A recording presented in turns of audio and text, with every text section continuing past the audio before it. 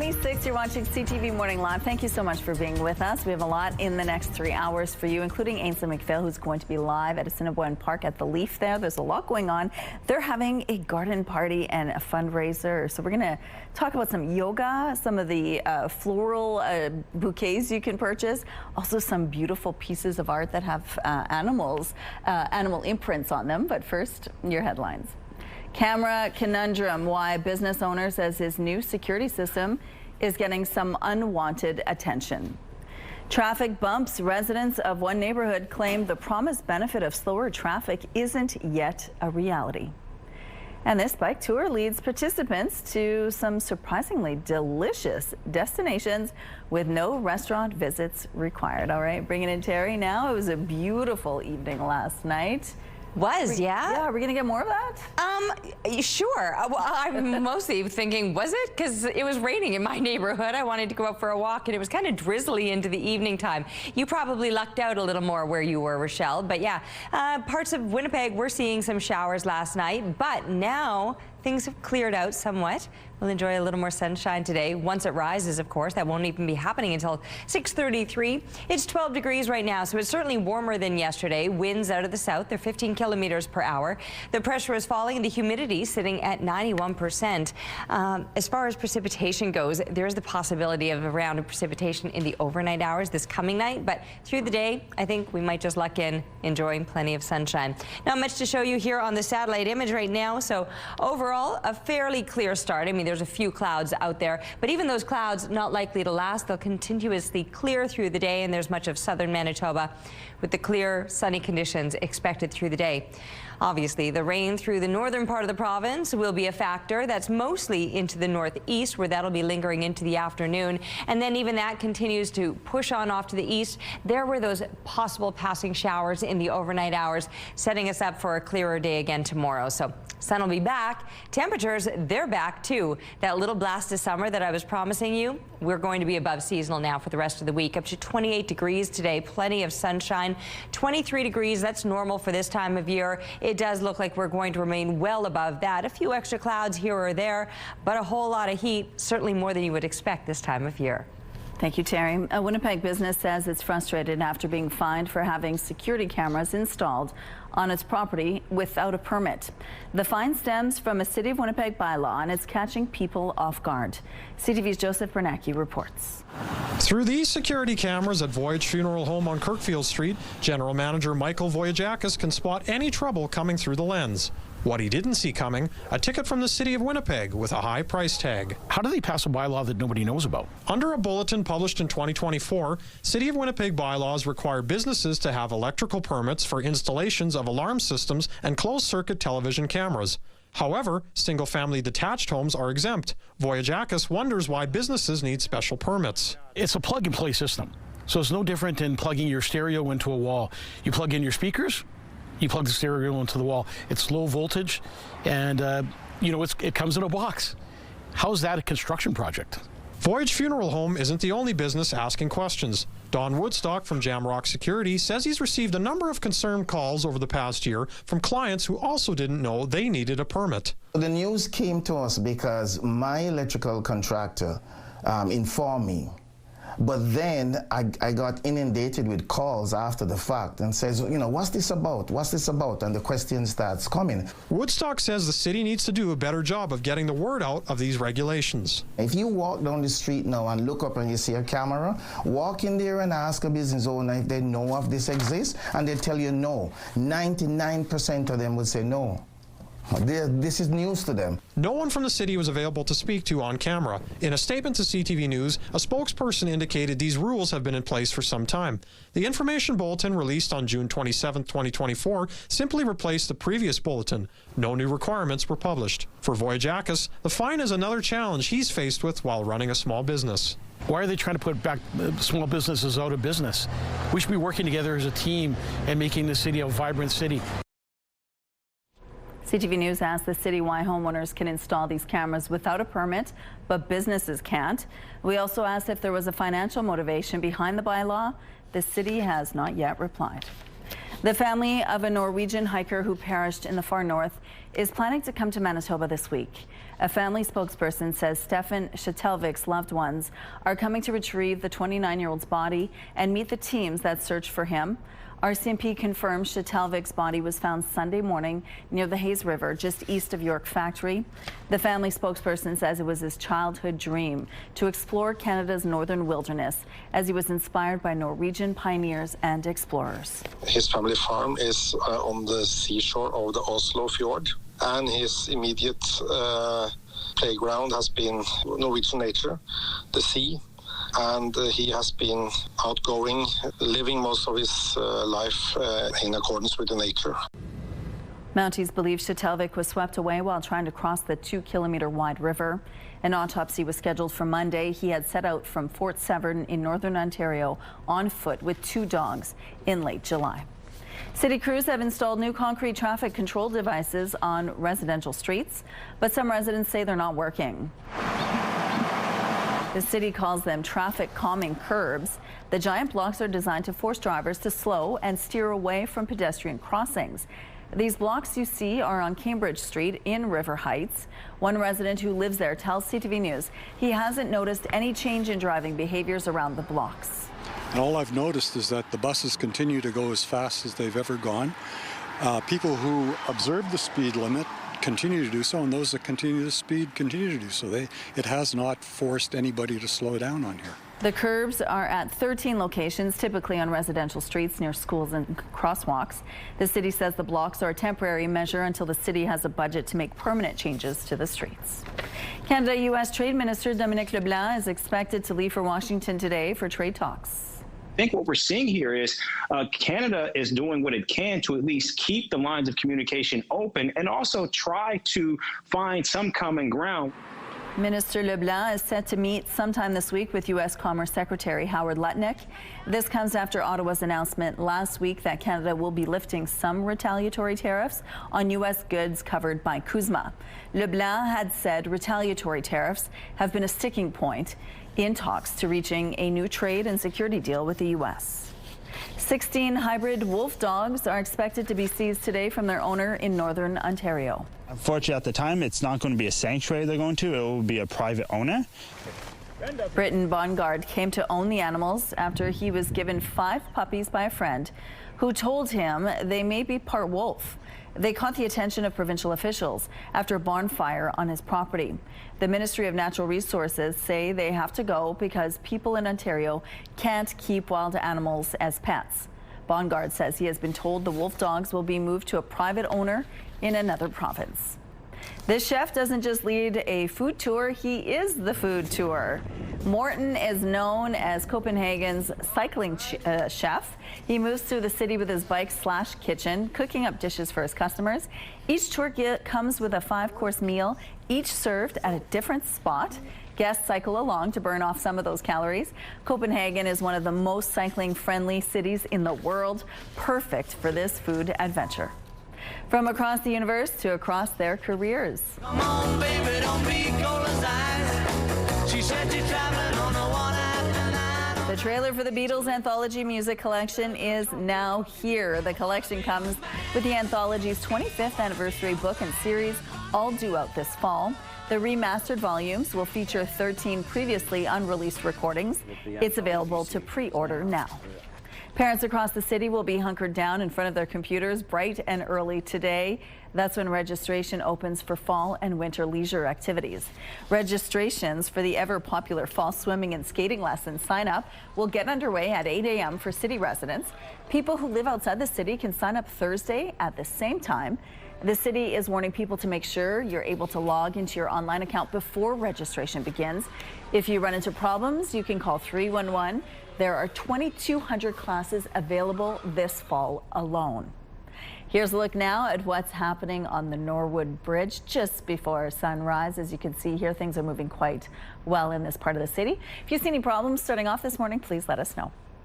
Let's go now to Ainsley McPhail, who's live this morning at the Leaf. It's a cool spot in our city, but there's so much coming up that you'll want to take part in. Good morning, Ainsley.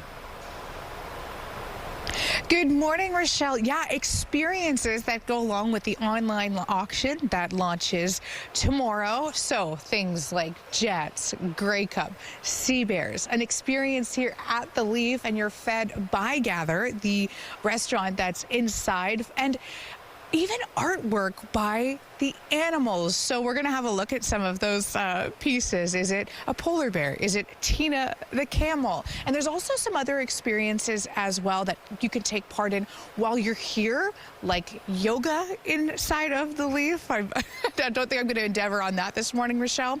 We're also, and listen, I didn't make these notes. We're going to be seeing some of the fall arrangements and even into winter. They're going to be beautiful. Not the W word. Okay, thank you. Let's go out to the rooftop. It's certainly not going to feel like the W word at all this week. No, but as I'm promising you that last blast of summertime heat, I'm standing out here thinking, oof, I wish I was where Ainsley was this morning in those toasty little biodomes. It's cool out here this morning, but also it's not. I'm a fair weather person, if you will. 11 degrees right now. The south-southwest winds are 12 clicks. The pressure falling, the humidity sitting at 94%. So 10 is a seasonal low temperature. We're slightly above that. And it's only a 12K wind, but it's dark out here this morning. The sun won't even be rising till 6:35. I can see the glow of where it will eventually come up. But yeah, just standing here in the cool shadows of morning, and I'm needing the sweater, and I wouldn't mind even an extra layer beyond this point. We will see the few clouds that are out here clearing. There's going to be plenty of sunshine for us today all through southern Manitoba. For northern Manitoba, there is a better chance for you to see a little bit of passing shower activity, especially in northeastern Manitoba. But that will continue to push on further to the east. We have a chance here in the south of some possible passing showers in the overnight hours. But throughout most of the day today, plenty of sunshine is expected and well above seasonal temperatures as we soar to a hot high of 28. Taking a break right now. We'll be back with more on CTV Morning Live. CTV Morning Live weather is brought to you by Destination Dinner Stage, Manitoba's only musical dinner theater.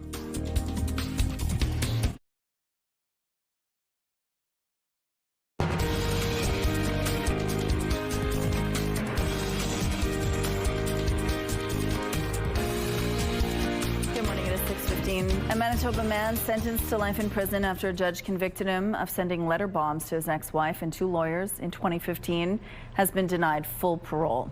A parole board hearing for Guido Amsel took place earlier this month, 10 years after Amsel committed his crimes. The board found that although Amsel has generally behaved positively while incarcerated, he shows no remorse for his actions and continues to believe he was set up by police and his ex-wife. Amsel, who is now 58, was found guilty in 2018 on 15 charges, including 4 counts of attempted murder. He was sentenced to life in prison with no chance of parole for 10 years. His trial heard he became so enraged over perceived mistreatment by his former wife and lawyers, he sent explosive devices to their workplaces in July 2015. Only one went off, causing a Winnipeg lawyer to lose her hat. 2 men are facing charges after the RCMP detachment in Dauphin was damaged twice in 3 days. The first incident happened Friday when Mounties say someone threw a large rock through a window, narrowly missing people inside. Officers chased the suspect, who allegedly hit an officer with a baton while he was being arrested. A 39-year-old man is facing several charges. Then early in the morning on Sunday, RCMP say someone drove a van onto the curb in front of the station before throwing a beer bottle at the building. A 21-year-old man was arrested for impaired driving. The future of a contentious project near the Osborne Bridge will be on the line today. The municipal board is set to hear submissions and objections to the plan to redevelop the west side parking lot of Granite Curling Club. The city has voted to rezone the lot and turn it into affordable housing. The Curling Club says losing the parking lot would be disastrous for its future. Today's hearing is taking place at Norwood Community Center. Anyone wanting to present needed to register 10 days before the meeting. Shoppers will soon have one more option for buying in bulk. On social media, Costco says its location on Portage Avenue West near Assiniboia Downs will open November 13th. Construction on the 166,000 square foot store began in September. It's part of the 70-acre Westport Festival, a planned development including retail, hotels, restaurants, and offices. It will be Winnipeg's 4th Costco location. Prime Minister Mark Carney continues his search for new friends amid Canada's trade war with the U.S. Much of the day Monday was spent in Poland to announce a new strategic partnership there. He's now in Germany in his push to strengthen ties with Europe.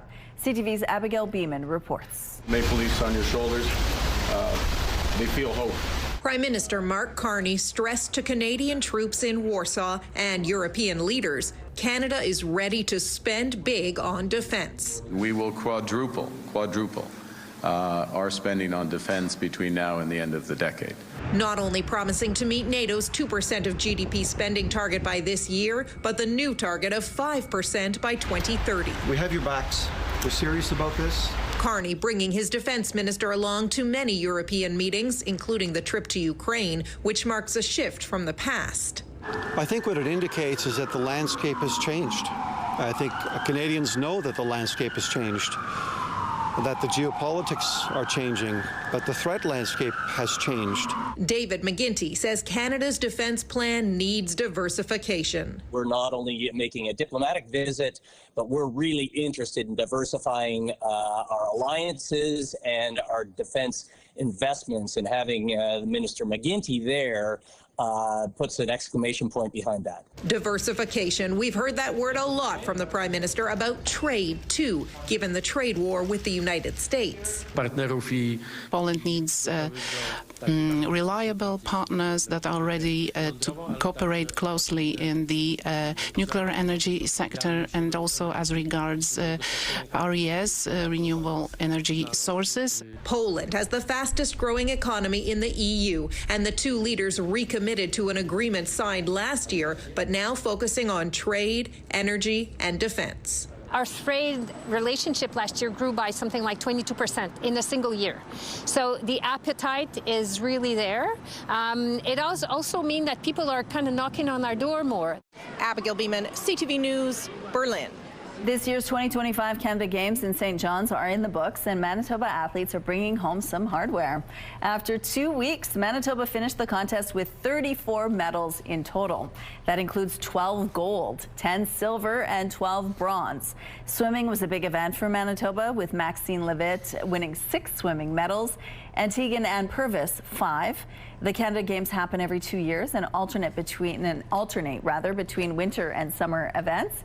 Quebec hosts the Winter Games in 2027. This kid didn't only get taken out to the ball game, he also had all the snacks. Cameras caught this toddler stuffing his face with popcorn from a bag that was about the size of his body. This was during the Mariners and Athletics game on Sunday. MLB posted the clip writing, "No chance, you had a better day than this kid." Here's a look at what's happening now on Kenaston Boulevard. Things are moving well over here. Don't need popcorn to watch this street moving quite well. All right, here's a look now through your Bathfitter Live Eye. Bathfitter, your bath and shower experts for more than 40 years. Still waiting for that sun to rise. It won't even be happening till 6:35, so we are still in the dark, but it's warmer than it was yesterday, and it will be hotter than it was yesterday as we make those gains throughout the day today, with plenty of sunshine expected through most of southern Manitoba anyway. Parts of northern Manitoba, a bit of a different story. You're probably going to be seeing a bit of precipitation across parts of the north. 11 degrees is where we begin right now. I mentioned warmer than yesterday. It was a cool 6 degrees yesterday, but still in those single digits is this southwestern corner of the province. Brandon seems to be the coolest right now, coming in at 7 degrees, double digits all through the southeast. 10 is in fact a normal low for this time of year. But northern Manitoba is well above that, well above what you would expect for this time of year, with double digits all throughout the region. but those heavier clouds, and those clouds are what's going to bring the rain, but they also kept some of that warmth around in the overnight hours.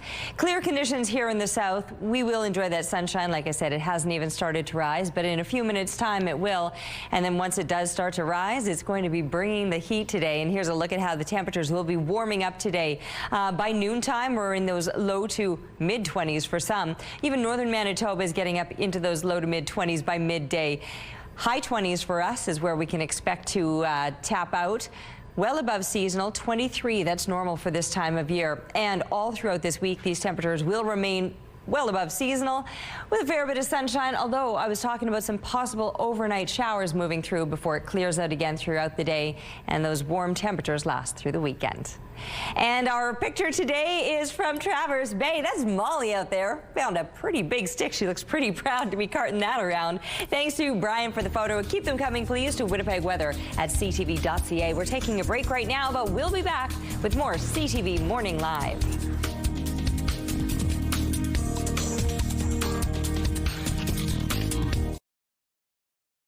The start of school is right around the corner, a time filled with both excitement and anxiety. That's especially true for children who will be heading to class and board a bus for the very first time.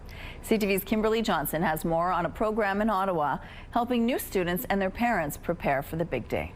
Your turn to go. It's 4-year-old Logan's first step onto a school bus. Just like you do at home. With mom right behind, they're preparing for a big day. A little bit emotional that he's going into school. He's taking part in the First Riders program, run by Ottawa Student Transportation and the Ottawa Safety Council. He and other future kindergartners are learning all about the rules of the road and how to take the bus safely. Good job. Ahead of his first day. He's a little bit more like needs to know what's happening, and I'm a little bit, I like to know what's happening as well with the plans. So something like this is really good. Something like this is really helpful for kids that need the extra hand of what to expect. You want to stay in the one line? Kids learn how to wait for the bus. Good job. Get on and off and cross the street. Osta says about 55,000 students across the city take yellow buses like these every year. So there would be thousands of kindergarten students riding a bus for the first time each year. An event really goes a long way to reassure both students and parents that they can safely get to school and that it can be a whole lot of fun. And drivers say it's helpful for those behind the wheel too, because safety is paramount. I tell them, okay, there's going to be snow, so you might have to step over the snowbank and then get on the road, and kind of talk through all the little things that might happen so it's in the back of their head when it does happen. Who are you going to sit next to? Maybe a new friend? Ooh. For 3-year-old Rowan, this year is full of new possibilities. Yep. Go ahead, bud. Up you go. And with just a few more days until her first day of class, her parents are feeling relief. It seems like they're going to just take good care of her. Kimberly Johnson, CTV News. That's so sweet. All right, coming up at 6:38, we're going to learn all about the garden party happening at the Leaf. Stay with us for more on some really cool art on the way. We'll see you after this break. CTV Morning Live is brought to you by Robin's Donuts, your favorite stop.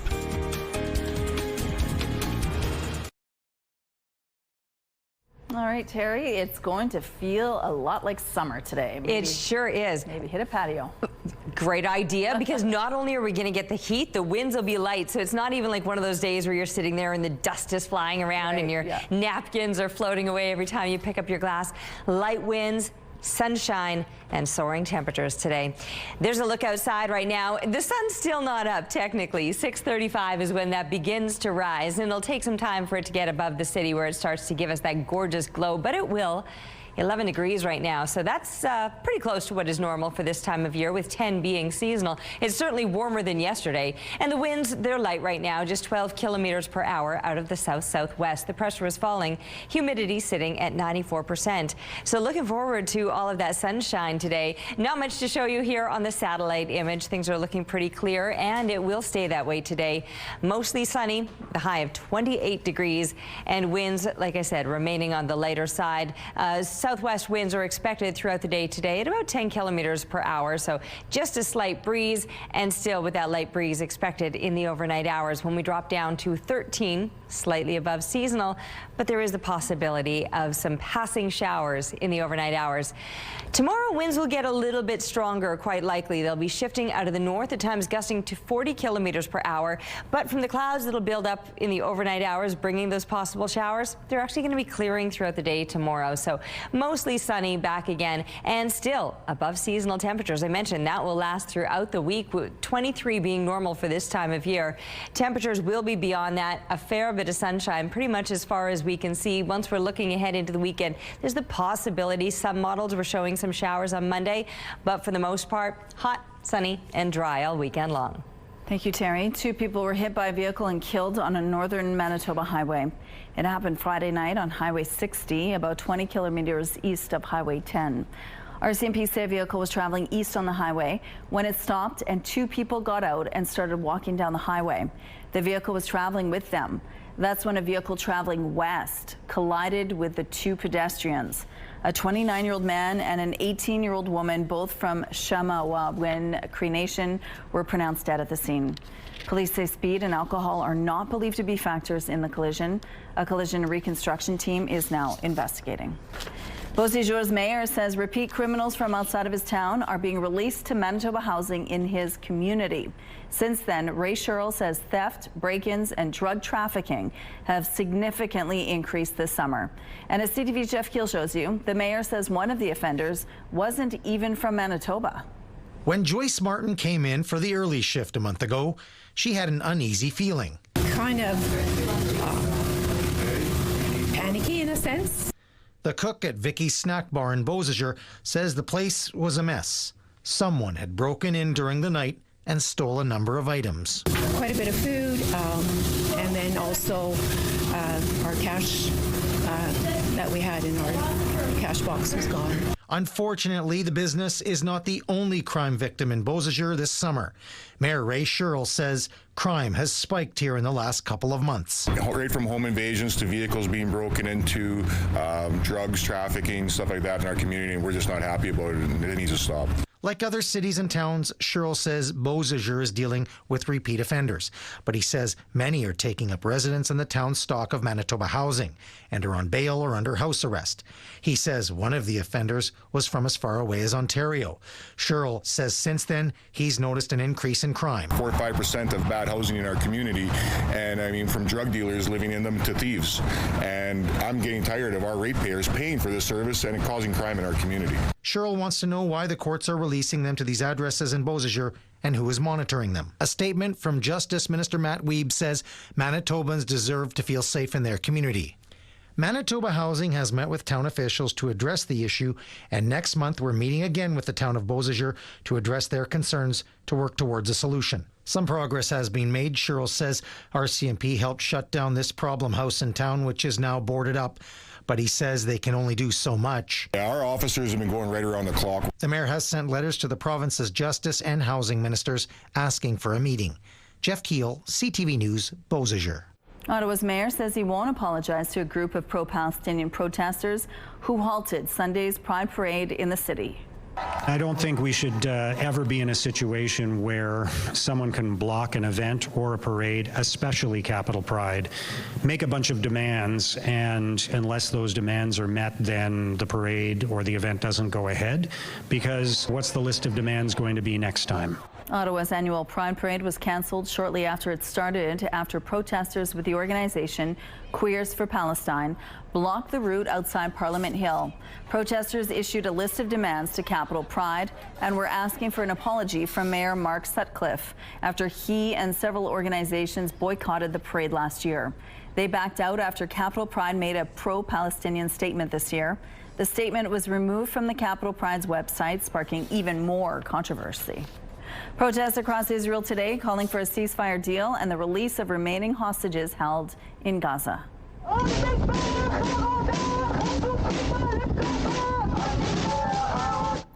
The protests come as Israel's security cabinet is scheduled to meet this afternoon. They're expected to talk about Israel's imminent assault on Gaza City, but it's unclear if the latest ceasefire proposal will be on the table. Prime Minister Benjamin Netanyahu has said he will only consider a comprehensive deal to end the war and return all the hostages under Israel's terms. There are 50 hostages still in Gaza, 20 of whom are believed to be alive. There is some important work happening underwater along the Mediterranean coast. A team is working hard to replace seagrass. This type of seagrass can only be found in this area, and it plays an important role in protecting its ecosystem. Scientists say just 1 hectare of the seagrass meadow can store as much as 15 times the carbon than the same area in the Amazon. 600 square meters of meadows have already been restored, with much more still to come. Here's what's happening now along Portage Avenue. No issues to tell you about at this point, no stalls or crashes. If you have any traffic tips to share, please let us know. And here's a look at your gas prices. The Canadian average is $1.38. The provincial average is $1.40. In Winnipeg, the average is $1.43. The lowest price in the city is $1.39. All this info is on gasbuddy.com. Price at the pump brought to you by kidneycard.ca. Get a free tow and a tax receipt for value of your car. Attention e-scooter riders. Police in Toronto are cracking down as health officials warn of the rising number of injuries across the country. CTV's Adrian Gobriel now on why parents and pedestrians should pay attention too. The signage posted in Ontario's capital are clear, though it doesn't appear that many, if any, are taking notice. E-scooters aren't technically allowed on the streets of Toronto, though it's become a popular member of the micro-mobility vehicle family. And safety concerns have led to police in this city to launch a weeks-long enforcement campaign on all electrified two-wheel vehicles. Going up on the sidewalk, down on the road, down the wrong way, down a one-way, not wearing helmets. The Canadian Institute for Health Information says e-scooter injuries have risen from 375 in 2022-2023 to 498 in 2023-2024, with the number of children hospitalized increasing by 61% over that time period. Head injuries, which means lacerations, bad cuts to the head, broken smashed skulls, so with up to a bleed in the brain, broken facial bones, and then all the way down the body. Emergency room physicians tell CTV News far too many injuries stem from riders not wearing a helmet. Those being hurt include pedestrians. I have seen them as patients, and I have a friend who has been struck twice. In Ontario, you must be 16 years old to ride an e-scooter, though there's a patchwork of bylaws across the country. One example, in Toronto, they're supposed to be outlawed. In neighboring Brampton, Ontario, a pilot program has taken to the streets. There's different information from province to province, and then within that from municipality to municipality. And these are the types of things that can cause a lot of confusion, but also put people in harm's way, because how do we follow consistent laws? And how do other road users know what to expect? Here in Canada's largest city, those caught violating the Highway Traffic Act, like the individual who just passed us on an electric moped in the bike lane, could face a fine of up to $350. Adrian Gobriel, CTV News, Toronto. All right, out on the rooftop now. Is the sun up yet, Terry? I mean, it's up, but I can't really see it yet. It hasn't made its way above the buildings of downtown. It's cool out here, right? And we've been talking about it feeling like fall. Yeah. And I'm just thinking, like, it's nice that we're going to get a little bit of heat throughout this week, just to kind of remind us that summer isn't over yet. We were just talking in the commercial breaks, too, about our kids and how maybe not excited they are about going back to school. I know we've just had such a short summer, it seems. Well, I feel like we always think that. So now it is at least nice that for this what will be the last week of the unofficial end to summer with the long weekend arriving, that we do in fact get some really nice temperatures to go with it. Things that'll actually feel like summer, even though it is taking a little bit longer for the sun to rise, sure. So at 6:35, it at least started. Like I said, I can't see it yet above the buildings in the downtown area, but it will be making its way above them soon. And then from there, we'll be seeing plenty of that sunshine today. We'll be feeling plenty of heat as well. It's certainly warmer than it was yesterday. Yesterday, we started the morning at a cool 6 degrees, 11 right now. So that's a little bit better than that. And yes, fairly clear conditions. We'll enjoy that sunshine today. and eventually the heat from it as well. Headed to hot highs in the high 20s all across southern Manitoba. Not quite that warm across the north, more in those low to mid 20s. And northern Manitoba might be seeing a bit of precipitation today, especially lingering a little bit longer into the northeast, although parts of the northwest may also see some scattered showers or even possible thunderstorms. Here in the south, sunshine through the day, but we do have a chance of showers moving through overnight, but it'll clear out again tomorrow. Sunshine will be back and the heat will be back again too. Taking a break right now. We'll be back too with more CTV Morning Live. Weather brought to you by Blinds Are Beautiful at 900 Lorimer Boulevard, featuring Hunter Douglas shades.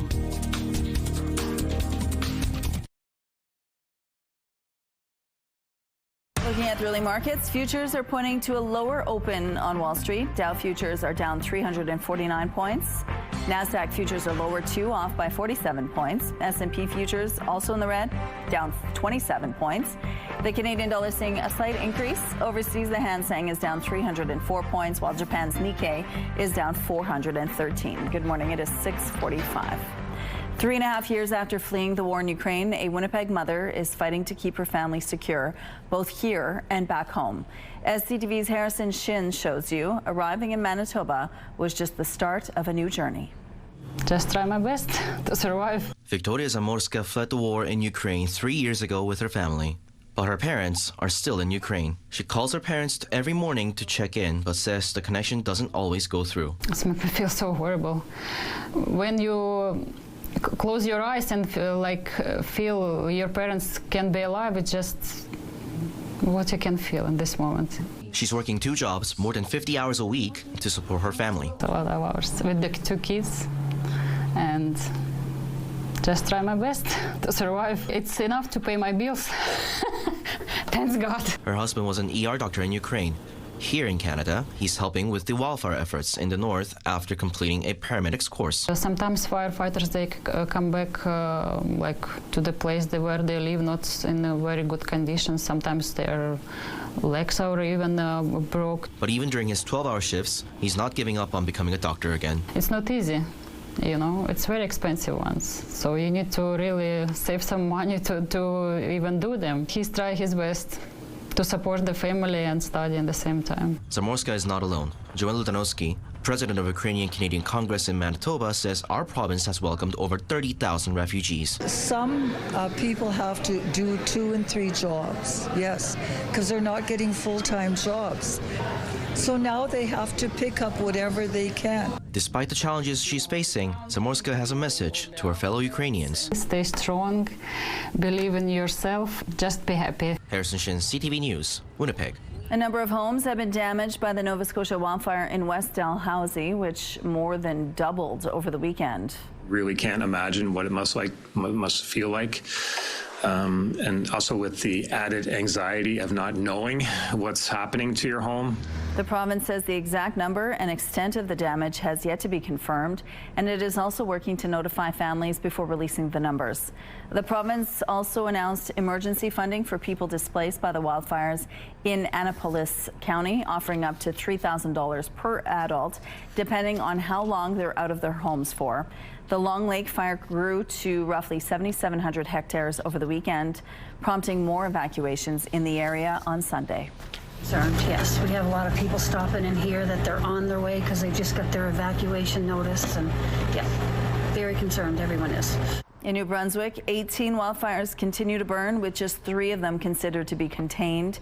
The province issued a new evacuation advisory yesterday from Black River Bridge to Little Branch, urging people to be prepared to leave their homes if necessary. The province says there have been 293 fires so far in 2025, compared to 224 last year. Prime Minister Mark Carney is in Germany this morning, where he announced a new critical minerals partnership. Germany has been amongst the leaders in beginning that diversification away from China, particularly China and Russia. Canada can play a role in accelerating that diversification. In announcing the deal, Prime Minister Carney said for too long Canadian minerals have been sitting in the ground while countries like Russia and China dominated the market. This new partnership will see Canada and Germany work together to encourage new natural resources projects. Prime Minister Carney this morning also announced Canada's new submarine purchase is down to 2 contenders. Suppliers from Germany and South Korea are on this short list. Prime Minister Carney is on a 5-day visit through Europe. Dalhousie students are worried and concerned, not knowing if classes will begin next week because of a labor dispute. It's been a frustrating experience all around. There are a lot of challenges and uncertainty with the situation for international students especially.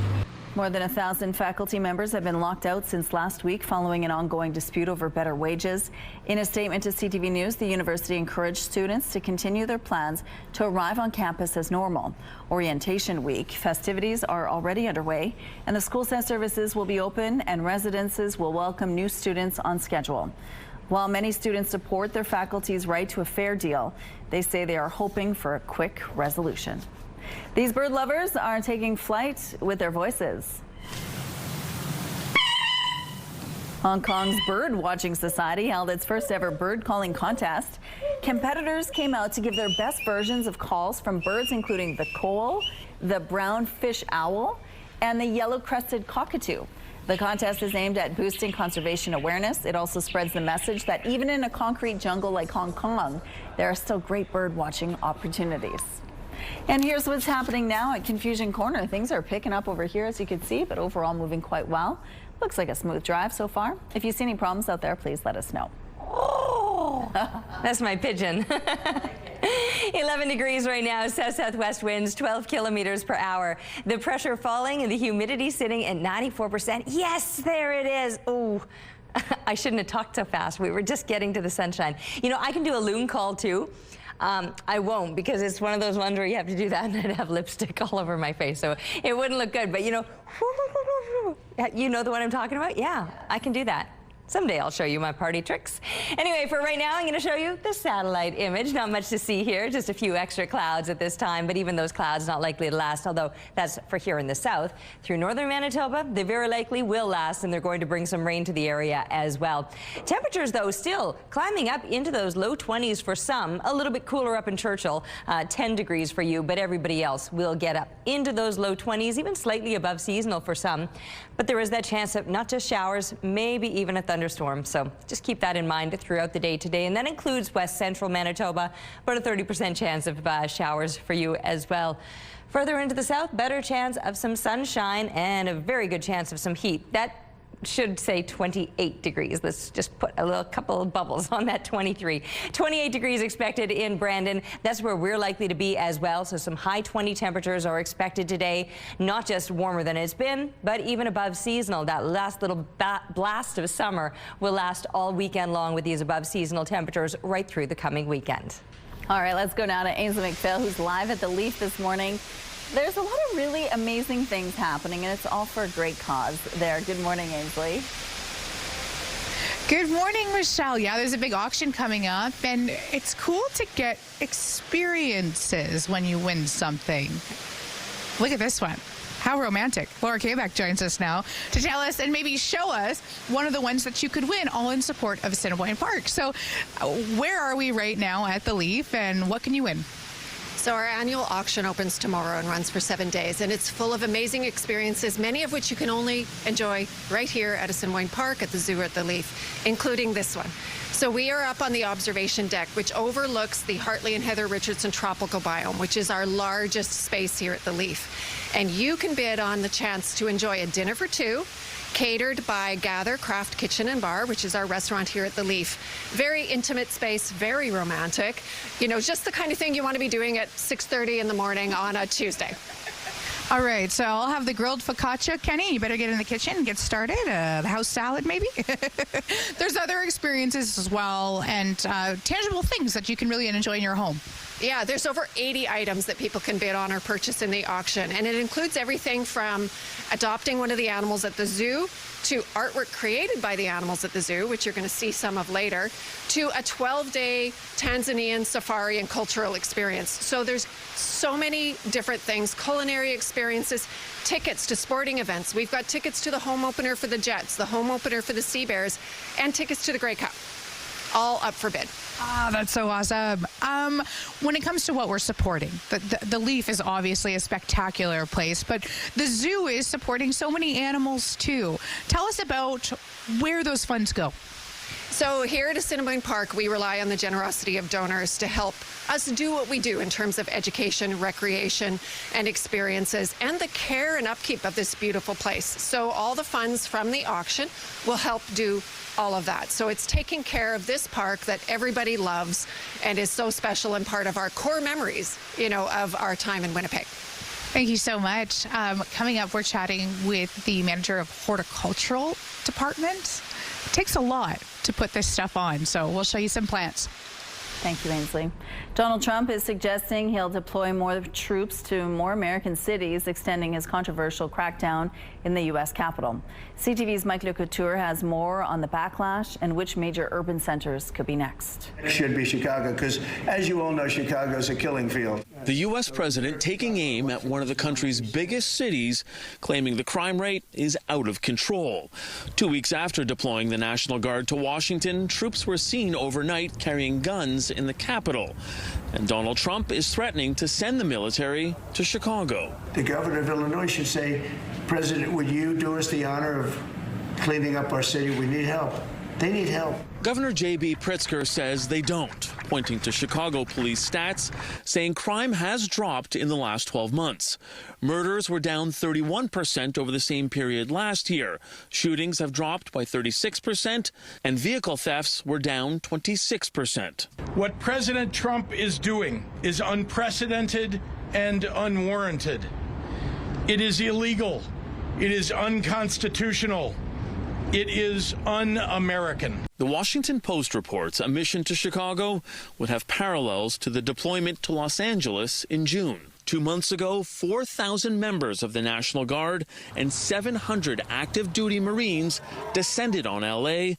following a series of protests against U.S. immigration and customs enforcement. And some Chicago residents welcome the move. It needs to happen. It's no law and order. I mean, if you got the National Guard right there, are you going to rob somebody right there in front of the National Guards? No, you're not. Democratic lawmakers are pushing back, calling Trump's move an authoritarian power grab. I don't like a dictator. I'm not a dictator. I'm a man with great common sense, and I'm a smart person. Now, Trump claims this plan has worked so well in Washington, he's considering using troops to tackle crime in Baltimore and even New York City. This chef doesn't just lead a food tour, he is the food tour. Morton is known as Copenhagen's cycling chef. He moves through the city with his bike/kitchen, cooking up dishes for his customers. Each tour comes with a 5-course meal, each served at a different spot. Guests cycle along to burn off some of those calories. Copenhagen is one of the most cycling-friendly cities in the world, perfect for this food adventure.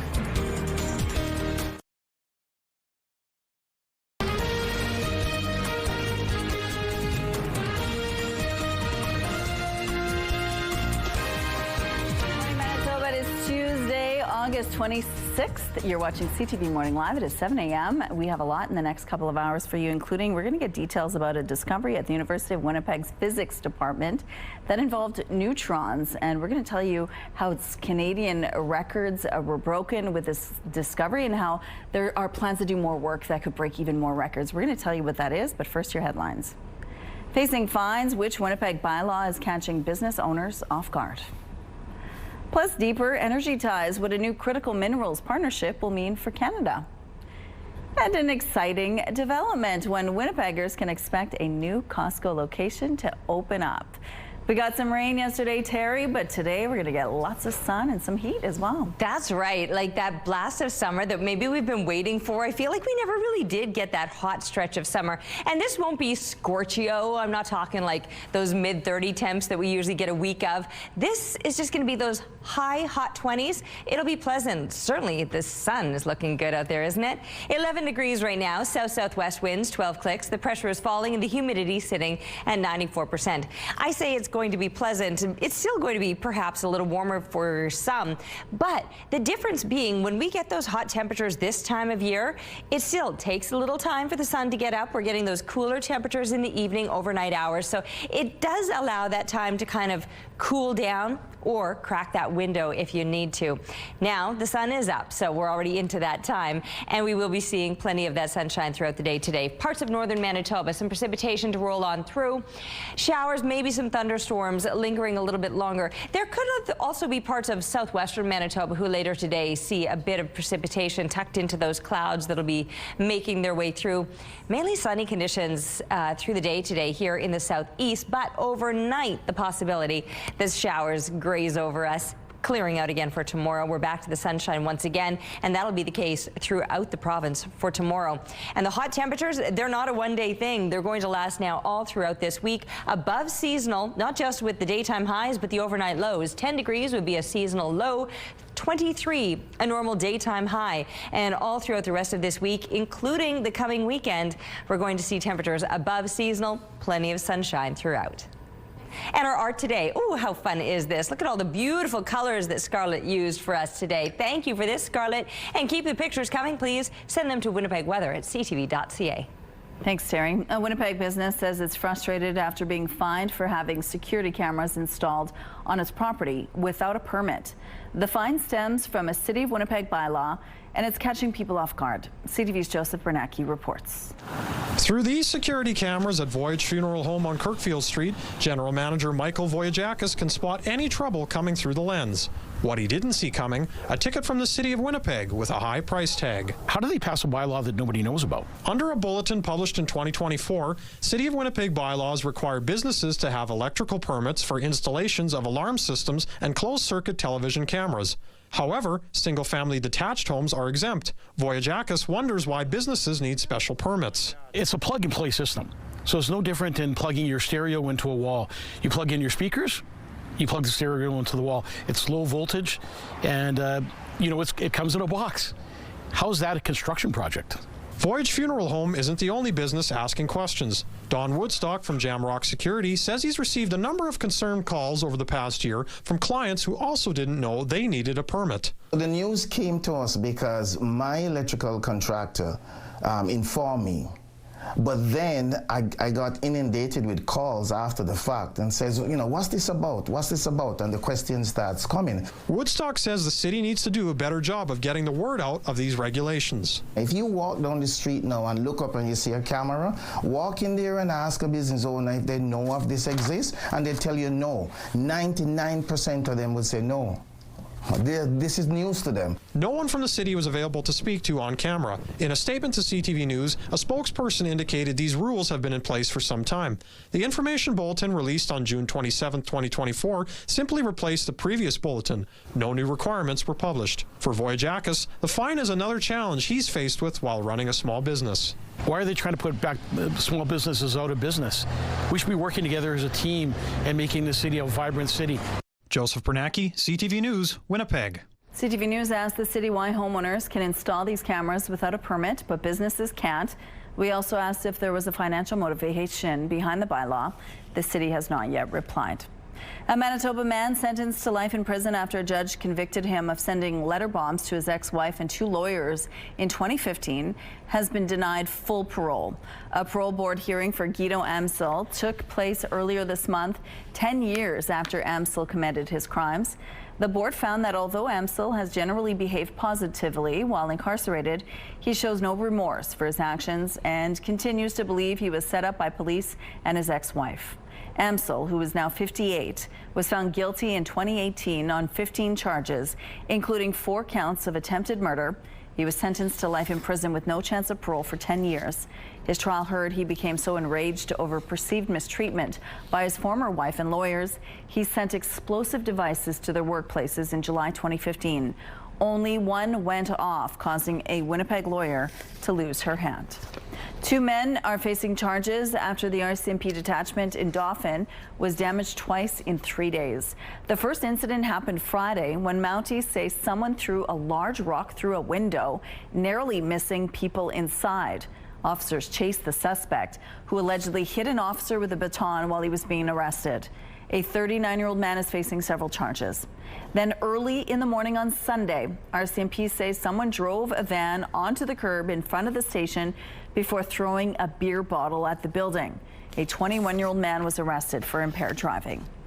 Prime Minister Mark Carney is in Germany this morning, where he announced a new critical minerals partnership. Germany has been amongst the leaders in beginning that diversification away from China, particularly China and Russia.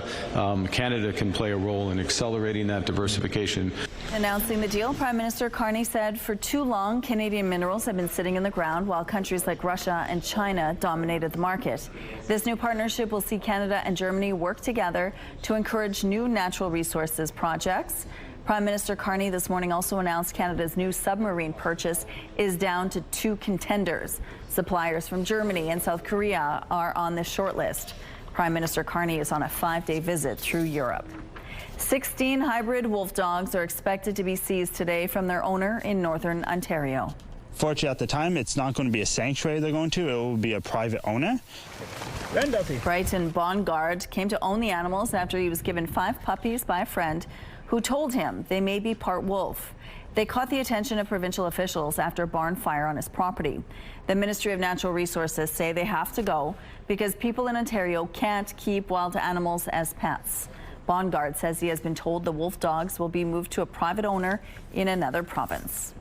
Rapper and singer Lil Nas X pleaded not guilty Monday to new felony charges filed after his arrest last week. He appeared before a judge Monday after spending the weekend in jail. Police say they were responding to reports of a naked man walking down the street in LA when he allegedly charged at the officers. Authorities say he was also taken to hospital for a possible overdose. He's facing 3 counts of battery against a police officer and 1 count of resisting. Shoppers will soon have one more option for buying in bulk. On social media, Costco says its location on Portage Avenue West near Assiniboia Downs will open November 13th. Construction on the 166,000 square foot store began in September. It's part of the 70-acre Westport Festival, a planned development including retail, hotels, restaurants, and offices. It will be Winnipeg's 4th Costco location. This year's 2025 Canada Games in St. John's are in the books, and Manitoba athletes are bringing home some hardware. After 2 weeks, Manitoba finished the contest with 34 medals in total. That includes 12 gold, 10 silver, and 12 bronze. Swimming was a big event for Manitoba, with Maxine Levitt winning 6 swimming medals and Tegan and Purvis 5. The Canada Games happen every 2 years and alternate between winter and summer events. Quebec hosts the Winter Games in 2027. And here's what's happening now on the street at Donald, and it looks like things are starting they're moving quite well. There's no issues to tell you about in this part of the city. If you do see any problems out on the streets, though, please let us know. Let's go back to the Leaf now, where Ainsley's trying to hide among all the plants. We can see you. Good morning, Ainsley. Hello. I thought I would blend right in with this floral dress. Yeah, pretty good. Barely could see you. How's it going over there? Okay. Well, I don't know how you feel about fall. Some people, and I know we're not there yet, don't worry, but some people really, the cooler temperatures, they're like, yes, I love it, which is great because you could, there's an auction, and the horticultural team here at the Leaf is going to be giving you arrangements if you win them, curated by them. Those are for fall and winter plants that can be sustained during that time. So we're going to look at some DIY ideas curated by the team, but you could also win some as well. Lots of other experiences too, including Bombers tickets, Jets tickets.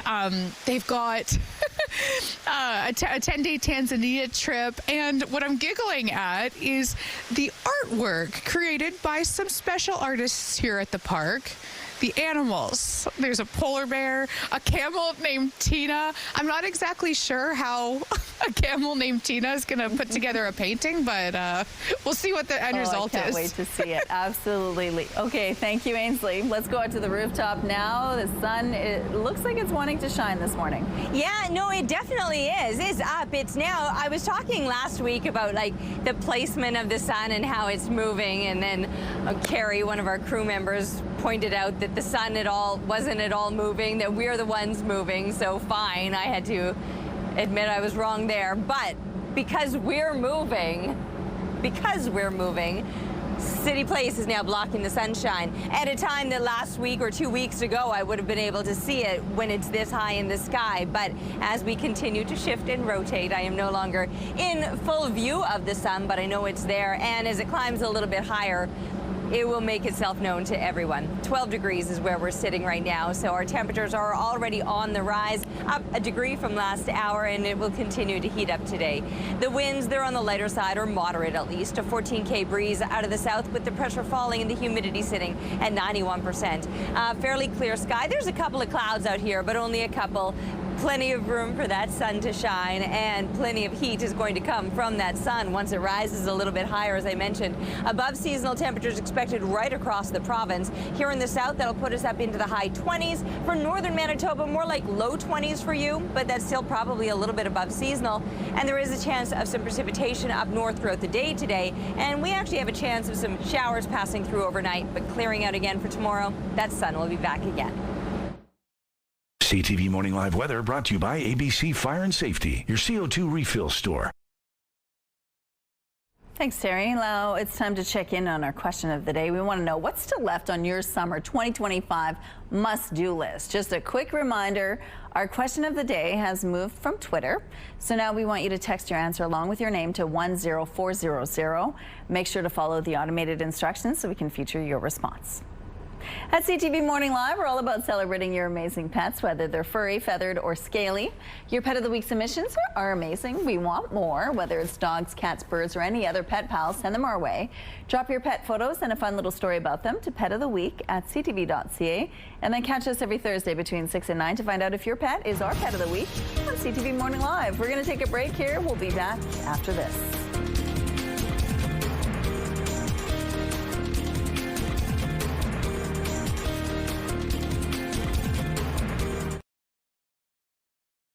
Good morning, it is 7:16. The family of a Norwegian hiker who was found dead in northern Manitoba is coming to Canada to bring his body home. His family farm is on the seashore of the Oslo fjord, and his immediate playground has been Norwegian nature, the sea. Stefan Schutelvik's body was found Sunday morning near the Hayes River, more than a week after he disappeared. He had been planning a hike from northern Ontario, setting out from Fort Severn on July 25th with 2 dogs. He was set to arrive in York Factory on August 15th, but never showed up. His family says they want to meet and thank the search teams in person. City crews have installed new concrete traffic control devices on residential streets, but some residents say they're not working. The city calls them traffic calming curbs. The giant blocks are designed to force drivers to slow and steer away from pedestrian crossings. These blocks you see are on Cambridge Street in River Heights. One resident who lives there tells CTV News he hasn't noticed any change in driving behaviors around the blocks. And all I've noticed is that the buses continue to go as fast as they've ever gone. People who observe the speed limit continue to do so, and those that continue to speed continue to do so. It has not forced anybody to slow down on here. The curbs are at 13 locations, typically on residential streets near schools and crosswalks. The city says the blocks are a temporary measure until the city has a budget to make permanent changes to the streets. There's a new call for tips on the anniversary of a cold case in Ontario. Sarnia police are calling for any new information that could assist in the murder case of Morag Davies. Davies was found murdered in her home on August 25th, 1988. Police say Davies suffered multiple stab wounds, but the murder weapon has never been recovered. The investigation is ongoing, and the case will stay open until an arrest is made. This chef doesn't just lead a food tour, he is the food tour. Morton is known as Copenhagen's cycling chef. He moves through the city with his bike/kitchen, cooking up dishes for his customers. Each tour comes with a 5-course meal, each served at a different spot. Guests cycle along to burn off some of those calories. Copenhagen is one of the most cycling-friendly cities in the world. It's perfect for this food adventure.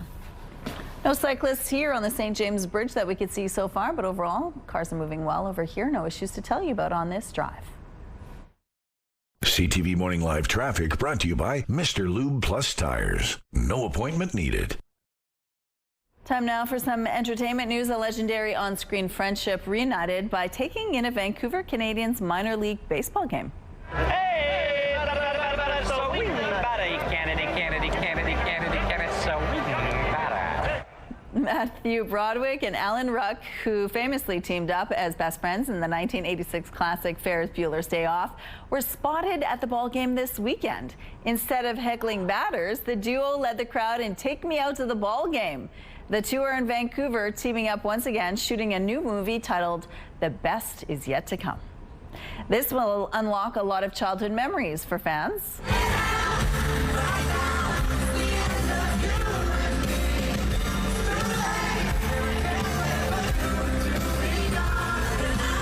The Jonas Brothers brought JoJo out on stage during their tour. She sang her popular track, Leave. It was released back in 2004. The Jonas Brothers are performing in Vancouver at Rogers Arena next month. Alanis Morissette is coming around again. It's coming around again. Morissette on the cover of this month's Elle Canada magazine. In a profile piece in the magazine, she talks about her career and her Canadian roots. Despite living in LA for the past 30 years, she says she's still very much Canadian at heart. You can catch her headlining the Somo Fest in PEI September 13th. Your primetime lineup starts tonight at 7 with back-to-back episodes of The Big Bang Theory. At 8, it's Battle of the Generations. And the competition stays hot at 9 with The Amazing Race Canada. Then round out your evening with E-Talk at 10:30. All right, it's one of those nights where I'm definitely going to want to go for a walk. I don't doubt that, yeah, especially by evening time, because we're past those hot temperatures and just moving into that perfect evening, summertime, sunshine, setting a little bit sooner too, though. I will say that around 8:30 is sundown. So yeah, I've noticed that even my walks, I have to get out a little bit sooner so I'm not left walking in the dark. Here's a look now through the Bathfitter Live Eye. Bathfitter, your bath and shower experts for more than 40 years. You can see there are a few clouds out there right now, but not so many that once that sun is high enough, it'll be shining through them just fine. And even those clouds likely to clear throughout the day today. As far as temperatures go, sure, above seasonal. Not by much, but 10 degrees is a normal low and considerably warmer than yesterday when we had dropped as low as 6 degrees. It was chilly yesterday, although that's still the case over here in the southwestern part of the province where single digits are being felt. 7 degrees right now in Brandon, but compare that to these double digits all through the southeast, or an even balmier 16 degrees in the Morden-Winkler area. And we've got some mid-teens moving up along this western border as well. Flin Flon the Paw coming in at 14. Double digits through the rest of the north. Churchill may not budge today, but for the rest of the areas, mercury will be on the rise, and it'll be a pleasant day temperature-wise. Could be a soggy day across the north as far as the conditions go. Not the case here in the south. These last clouds will clear out, and we'll be seeing increasing amounts of sunshine through the day. Here's a look at how those temperatures will be rising throughout the day today. By noontime, up in the low 20s. That includes much of northern Manitoba, who may only move up another few degrees into the mid-20s, but high 20s are expected here across southern Manitoba. When 23 is in fact normal for this time of year, we're soaring well beyond it today, and not just today, all throughout this week, including this coming long weekend. Temperatures remaining not just above seasonal, but that last little blast of heat that perhaps some of us have been missing. Molly looking oh so proud of their big stick find out there at Traverse Bay. Thanks to Brian for the photo. Keep them coming, please, to Winnipeg weather at ctv.ca. Thanks, Terry. Do you love wine and a little VIP luxury? Then this is for you. We're giving away a Champagne Lounge VIP experience to the Winnipeg Wine Festival each week. That's for you and 3 friends at the RBC Convention Centre on September 26th and 27th. Enjoy exclusive wine tastings and support the Special Olympics while you're at it. To enter, head to the contest page on our website, ctvnewswinnipeg.ca, and enter the clue word, taste. Researchers at Simon Fraser University in British Columbia are using an $80 million state-of-the-art supercomputer to power AI software aimed at creating life-saving medication. As CTV's Kevin Chirac reports, the professor in charge calls it the most exciting research he's been a part of in decades. With a certain molecule fragment. Professor Martin Esther says new research out of Simon Fraser University is using AI to help speed up the development of new and potentially life-saving medication. I've done research in AI for 20 plus years, and this is the most significant application of our AI or machine learning research that we have accomplished so far. His PhD student, 25-year-old Tony Shen, created the software program. He says finding the right drug molecules to combat disease is like sifting through millions of grains of sand to find a few golden nuggets. But his program, he says, can speed up and simplify the process.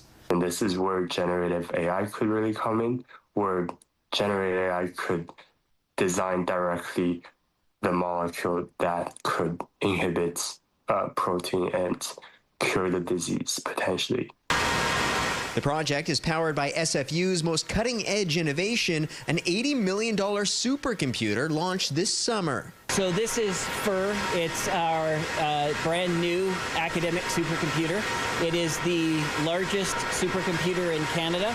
For Shen, the work takes on a very personal meaning. I lost my grandparents to cancer, and I essentially heard from doctor that there was just no available treatment for their disease because it was too late stage. He says his program has already drawn interest from drug companies, and they're now collaborating with the Vancouver Prostate Center to develop and test the medication. Going to significantly speed up the process of drug discovery, and it may save lots of lives. Kevin Chirac, CTV News, Burnaby. So exciting. All right, taking a look at some gorgeous floral designs here, as you can see. An auction is coming up at the Leaf. We're going to tell you more on how you could purchase one of these beautiful vases. Stay with us.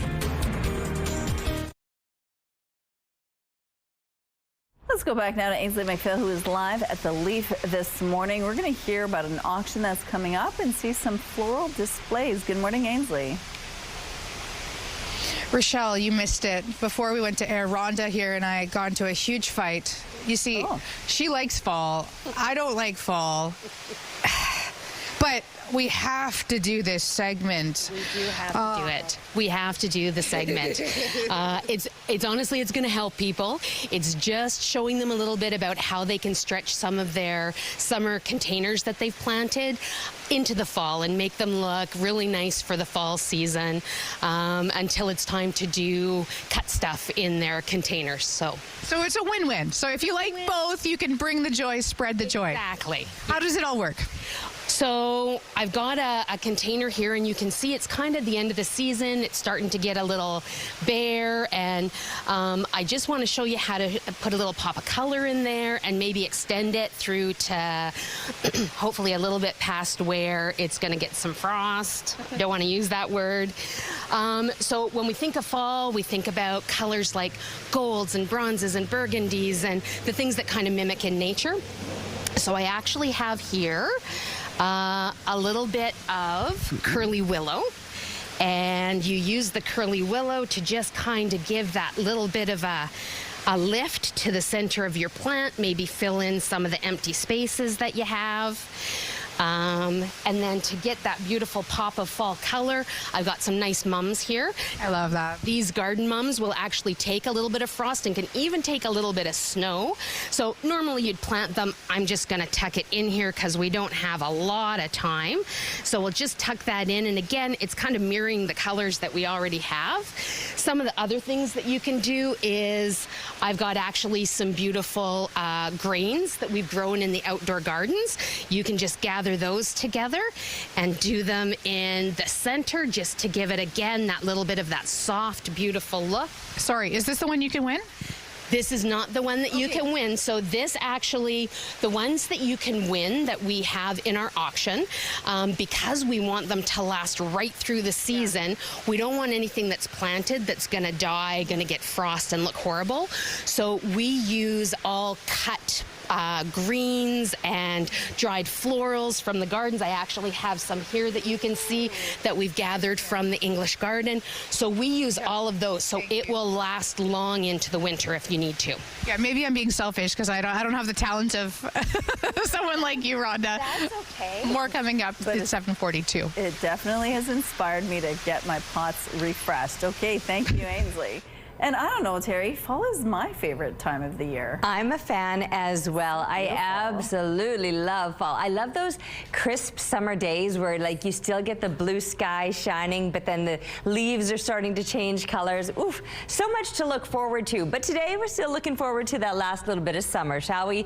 12 degrees right now with temperatures on the rise already. South winds, they're going to stay fairly light, 14 kilometers per hour. The pressure is falling and the humidity sitting at 91%. We've got a few clouds out there for now.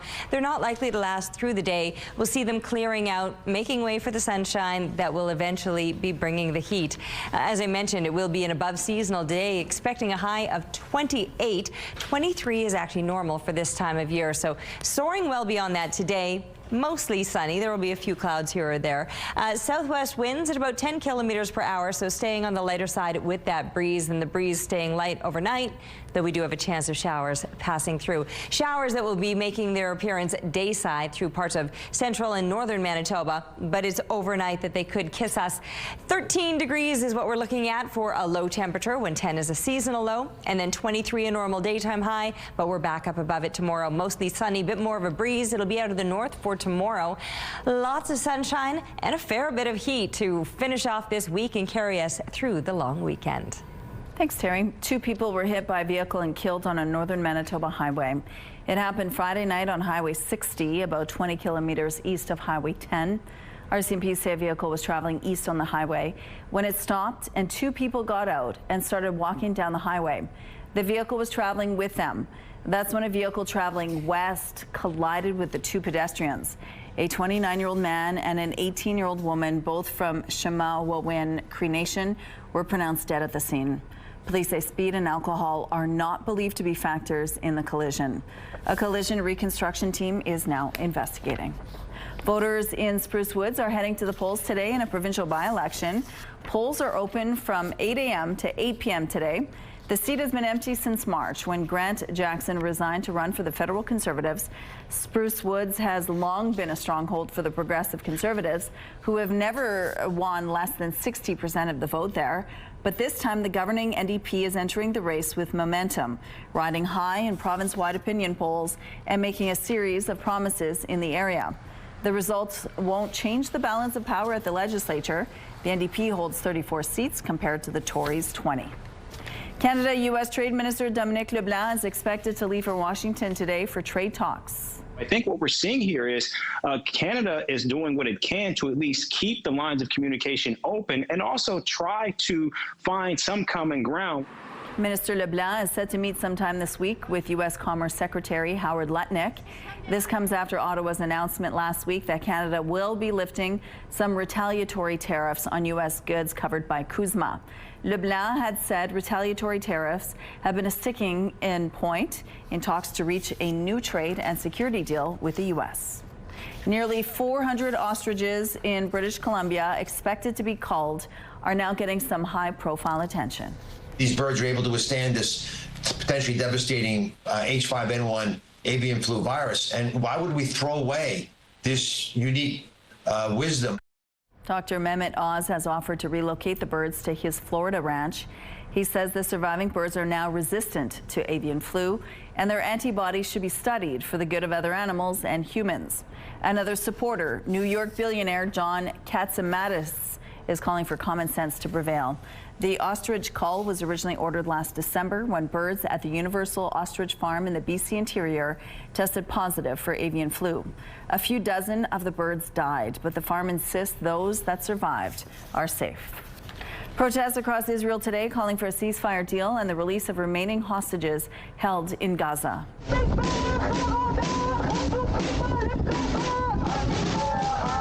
The protests come as Israel's security cabinet is scheduled to meet this afternoon. They're expected to talk about Israel's imminent assault on Gaza City, but it's unclear if the latest ceasefire proposal will be on the table.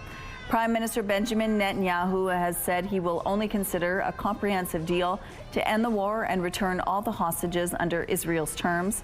There are 50 hostages still in Gaza, 20 of whom are believed to be alive. Parents across the city will be hunkered down in front of their computers bright and early today. That's when registration opens for fall and winter leisure activities. Registration for the ever-popular fall swimming and skating lessons sign-up will get underway at 8 a.m. for city residents. People who live outside the city can sign up Thursday at the same time. The city is warning people to make sure you're able to log into your online account before registration begins. If you run into problems, you can call 311. There are 2,200 classes available this fall alone. Here's what's happening now on McPhillips Street. It looks like a smooth drive so far this morning. It's a beautiful start to the day. Let's look now at your gas prices. The Canadian average is $1.38. The provincial average is $1.40. In Winnipeg, the average is $1.43. The lowest price in the city is $1.39. All this info is on gasbuddy.com. Price at the pump brought to you by kidneycard.ca. Get a free tow and a tax receipt for value of your car. Right now, we're looking outside. It is sunny, 12 degrees. More CTV Morning Live is on the way.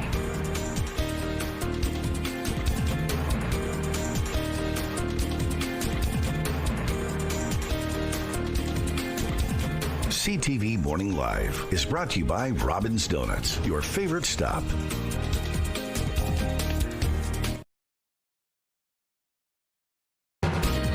It's 12 degrees outside right now. Clouds from that particular angle, but if you were to step outside, you'd see it's mostly sunny.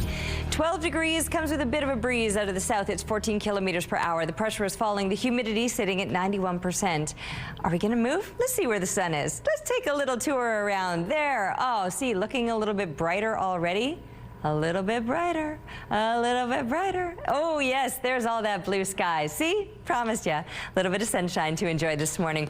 And that'll be the case throughout central southern Manitoba, moving up into northern Manitoba. That's where there's going to be a few extra clouds, maybe even a little bit of precipitation. And with that, some cooler temperatures around the Churchill area. You may not budge much. You're currently at 10 degrees, but that could be where you're holding pretty steady through the day today. Whereas other places, 20 degrees or low 20s. But yes, a little bit of precipitation, and that might even linger a little bit longer in the northeast, whereas northwestern Manitoba might see it this morning, but then clear through the day. Mid-20 temperatures, though, that'll put you above seasonal. Low 20s would be normal for this time of year through parts of the northwest, and around 23 degrees. That would be a seasonal daytime high here in southern Manitoba. Oh, I forgot to change that. We even talked about that earlier. Anyway, 28 degrees. Let's just pretend that it's got the extra fixings on the other side of that 3. So 28 expected in Brandon today and in Neepawa, and here through southeastern Manitoba. High 20s expected as well. Fairly sunny conditions. Barron River might see a little bit of that precipitation today. We could see some, but probably not until the overnight hours. So through most of the day, enjoy that sunshine and just a light breeze as well. And these above seasonal temperatures, they're going to be lasting all throughout this week. Right through the coming long weekend as well will remain above seasonal, not just with the daytime highs, but the overnight lows as well, and plenty of sunshine too. Thanks, Terry. Let's go back now to Ainsley McPhail, who's live at the Leaf this morning. We're talking about their upcoming garden party, and we're going to talk about morning yoga as well. Good morning. Good morning, Michelle. And the yoga is one of the experiences that you and a handful of your friends could take part in. Darlene is joining us now to tell us all about what you can win and maybe show us as well. So thank you for being on the show. What is the experience people can auction? So the prize winner will have the opportunity to bring 7 friends into the Leaf, this beautiful environment, to have a 75-minute yoga practice. And yoga can be practiced anywhere at any time. But look at this place. I mean, it is an absolute gorgeous environment to practice in, and just a lovely way to start the day. It's a perfect opportunity, too, because they have an expert like yourself. Tell us about yourself. Well, I've been studying the art and science of yoga for the past 25 years. And in terms of the experience, what will happen is I will get in touch with the prize winner, and we'll have a conversation so that we can tailor the practice to whatever their needs are, to whatever their experience level is, to whatever their interests are. And it's a lot of different approaches that we can take. The practice can take on a physical, posture-based style, or we can focus on meditation or breath work, or a combination of all of the above. Well, with 7 friends, I would assume, too, that everybody's got a different skill set and a different priority. When it comes to those different modalities, what are, because, okay, I did say earlier that I wasn't going to do anything because, you know, I wasn't dressed for the occasion. But what are some simple things that we can do to calm down this morning? Well, let's do it. I mean, we have mats, we have this beautiful environment. Let's do a wee practice. Okay. Standing at the front edge of your mouth. Take a deep breath in as you reach your arms all the way up. As you exhale, side bend to your right. Inhale, lift the torso up. Exhale, side bend to your left. Inhale, lift the torso up. Cactus the arms. Open the heart space. Shine forward. Inhale your arms up. Exhale, float your arms down. I don't think they want to hear my inhale or my exhale. Roll your shoulders back. What are the benefits of this? People must love it. Oh, my goodness, yeah. Just tell me how you feel right now. We just did a really simple I feel a little awkward, but maybe it's because I know that they're watching. Okay, we'll go off camera and then I'll do some more breath work. Rochelle. That's a good way to start today. Thank you. The future of a contentious project near the Osborne Bridge will be on the line today. The municipal board is set to hear submissions and objections to the plan to redevelop the west side parking lot of Granite Curling Club. The city has voted to rezone the lot and turn it into affordable housing. The curling club says losing the parking lot would be disastrous for its future. Today's hearing is taking place at Norwood Community Center. Anyone wanting to be present needed to register 10 days before the meeting. Shoppers will soon have one more option for buying in bulk.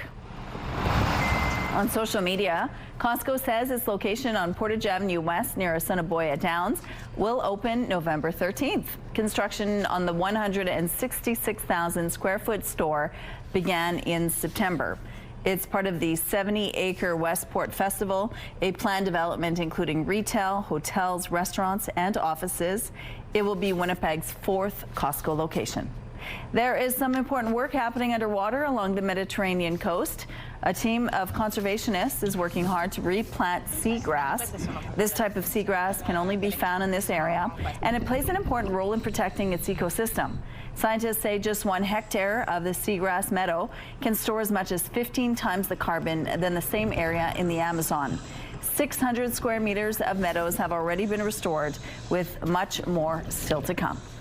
From across the universe to across their careers. The trailer for the Beatles anthology music collection is now here. The collection comes with the anthology's 25th anniversary book and series, all due out this fall. The remastered volumes will feature 13 previously unreleased recordings. It's available to pre-order now. Hey there, Lindsay Hamilton inside the Sports Center newsroom with your must-see moment from Monday. We're going to NCAA soccer. It's New Haven facing Providence, and check out New Haven's Lucian Loro. Settles the cross, executes a perfect bicycle goal, floats the ball over the keeper, right into the net. Real nice control. The junior, yes, the junior, finishing it off in style. One of the best goals you'll see. That right there, your must-see moment. Silky smooth. Meanwhile, today on TSN, our U.S. Open coverage continues. We include Felix Auger-Aliassime and Denis Shapovalov in your highlights. Full day coverage. It all begins 10 a.m. Central. It's all for now from the Sports Center newsroom. Enjoy your day.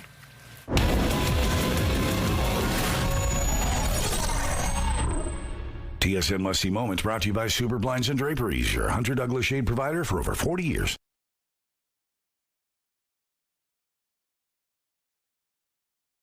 CTV Morning Live Weather brought to you by Canadian Footwear, helping you find the perfect fit. All right, I know last time around when we were looking through the camera view about 10 minutes ago, we really had to move to find the sunshine. I don't have to move much at all. I can look pretty much in all directions and see beautiful bright blue sky. The sun is going to be shining brightly for us today, throwing a little warmth our way as well. Even though it was seeming a little cool starting out, I think that had more to do with the fact that the sun didn't even start to rise until 6:35 this morning. It's certainly a warmer start today than it was yesterday. Yesterday we dropped as low as 6. This morning, 11 degrees was our coolest temperature, and we've already started to rise, now sitting at 12 with a 14K wind out of the south. Pressure falling and the humidity sitting at 91%. And yes, blue sky above. It's looking pretty good out here. And that'll be the case all through southern Manitoba, whereas northern Manitoba, a few heavier clouds and likely a bit of precipitation moving across northern Manitoba. Still with some low to mid 20 temps across the north. And while it'll be sunny for us today here in the south, we do have the chance of showers moving through overnight. Thanks, Terry. The countdown is on in the small town of St. Lawrence, Newfoundland and Labrador, where a Canadian aerospace company is hoping to make history and launch its first rocket test flight. CTV's Garrett Barry tells us why. Taiga rocket is upright and ready. Northspace CEO Rahul Goel says his team is eager to launch just as soon as these winds die down. It's a reality of life here in the North Atlantic. Nevertheless, Northspace has picked this town, population 1,200, to host its Atlantic Spaceport complex. Someone told me today that this project was going to put St. Lawrence on the map. I said, we're not worried about the map, we're going into space. The company says it'll spend $10 million in the first phase of development for this location. It gives it access to the most orbit options. Think of those like highway lanes for spacecraft. And here, on the edge of the Atlantic, it's easy to launch east over the water and use the Earth's rotation to build up your speed. Wednesday's event, weather permitting, is set to be a suborbital launch, a demonstration really, but the company says it's an important step towards building an all-in-Canada space industry. We have another big mission coming up that we haven't announced yet, but it's going to be our biggest one yet, and it's going to be quite deep into space, so it's going to be exciting. Northspace hopes to be the first company to offer an all-in-Canada solution for launching commercial satellites into space. It has some competition. Reaction Dynamics has raised millions from the Quebec government and private investors for its entry into this Canadian space race. You can't look away from this sort of socio-political context of what's happening in the world, the big shift in foreign policy that's happened in the United States. And so there's an appetite now to invest in Canadian companies. When Taiga does go up, it won't be up for long, less than a minute. But Northspace hopes it'll soar up to 30,000 feet in that time and turn a lot of heads. Garrett Barry, CTV News, St. John's. Oasis was back on stage in Toronto Monday night after the band kicked off the North American leg of its reunion tour Sunday. It was the British rockers' first show in the city since 2008, and even a rainstorm couldn't dampen fans' spirits. But as CTV's Rahim Lathani reports, it's a different story for those who live near the stadium.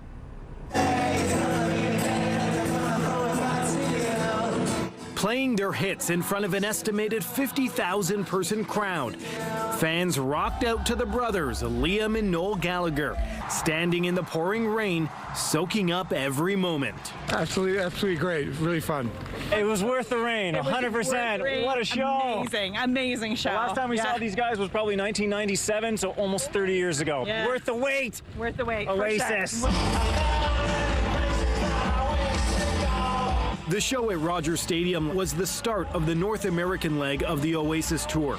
The band hasn't played in Toronto since 2008, and this is the only Canadian stop. There are just so many people who are in the same vibe, enjoying the music. It was so great. However, as the band prepares to be back on the stage, neighborhood residents continue to be frustrated by the traffic and noise disruptions the venue's summer concerts are having.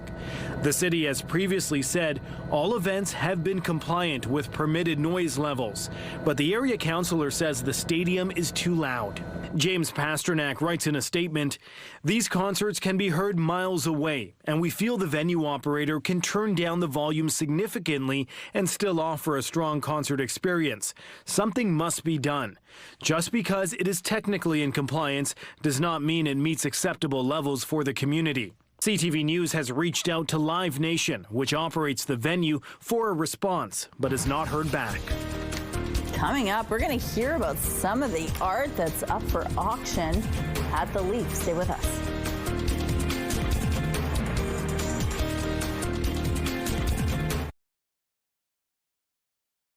It's time for Let's Celebrate. Let's see who's having a celebration today. Happy 49th birthday to Jamie, love from your family and friends. Happy 5th birthday to Poppy, with love from Grandma and Grandpa. Happy birthday to Doug, with love from your 8 grandchildren. Happy 2nd birthday to Tatum, love from all your family. Happy 65th birthday to Teresa, love Ava, Chloe, and Adriano. And a happy 80th birthday to Peter. Lots of love from your family and friends. If someone you care about is having a birthday, anniversary, retirement, or graduation, let's celebrate. To submit your celebration, visit our website, ctvnewswinnipeg.ca, and fill out the form at least 2 days in advance. It'll also enter you into our monthly contest for a chance to win a $100 gift certificate to Party Stuff.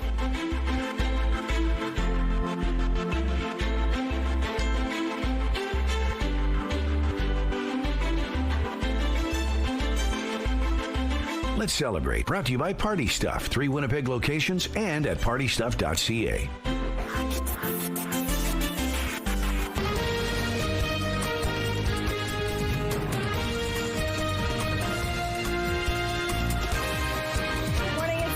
On Tuesday. Thank you so much for staying with us. We have a lot in the next hour for you, including an event that's happening over the weekend in one central location. It's called A Taste of Manitoba, bringing together many different flavors, many different restaurants, all in one location where you could venture around and taste many different things, as well as enjoy some live music. And then at 8:45, if you're looking to learn how to knit or how to crochet, there is a club designed just for you. But first, your headlines. Crime concerns in Beausejour, why the mayor says repeat offenders are being moved into his community. Plus, Canada strikes a new deal in Germany, but what does it mean for critical minerals and submarines? And Manitoba hits the podium, racking up medals and making waves at the Canada Games. All right, bringing in Terry now. It's a good day to be outside. Enjoy some last-minute summer heat. Yes, and not just today, this whole week. So I feel like it's kind of perfectly timed, that last hurrah for summer before we're rolling into the back to school and all of the things that scream fall. Here's 12 degrees to kick us off and nothing but blue sky out there. Thank you for this camera view. I appreciate that. There are a few clouds, we can't deny that, but overall it is a sunny start to your day. South winds 14 kilometers per hour. The pressure is falling and the humidity sitting at 91%. And just those few clouds, they won't amount to much, and most of them will be clearing out throughout the day today across central and southern Manitoba anyway. For northern Manitoba, a little bit of a different story. You can see not just the clouds, a bit of precipitation right from the northwest into the northeast. That's where it will linger a little bit longer today. But it's not just northeastern Manitoba that will see that. Once we're starting to look overnight, there you can see some of that passing through. Pretty much gone by morning, but the chance of some overnight showers here in the south and then clearing out throughout the day tomorrow. And there's a look at all of that sunshine that we'll be enjoying again, or at least the lack of clouds indicative of all of the sunshine that we'll be enjoying. And those hot temperatures, yeah, they're going to last all week long. Right up into northern Manitoba, temps will be above seasonal, and not just today, throughout the rest of this week and into the coming long weekend. So 23 a normal daytime high, 10 a seasonal low, and there you can see we're staying above that. Plenty of warmth throughout this week. And our art today is thanks to Scarlett. I think we probably should have tipped this. Turn your head a little bit to the left and you'll see how beautiful this looks. But it's subjective, right? Anyway, thank you, Scarlett. We appreciate your art. Keep it coming, please, to Winnipeg weather at ctv.ca. Thanks, Terry. Beausejour's mayor says repeat criminals from outside his town are being released to Manitoba housing in his community. Since then, Ray Sherrill says thefts, break-ins, and drug trafficking have significantly increased this summer. Kind of panicky in a sense. Joyce Martin felt uneasy when she arrived for her early shift last month. The cook at Vicky's Snack Bar says the place was a mess after someone broke in overnight and stole several items. Her business is one of many targeted in Beausejour.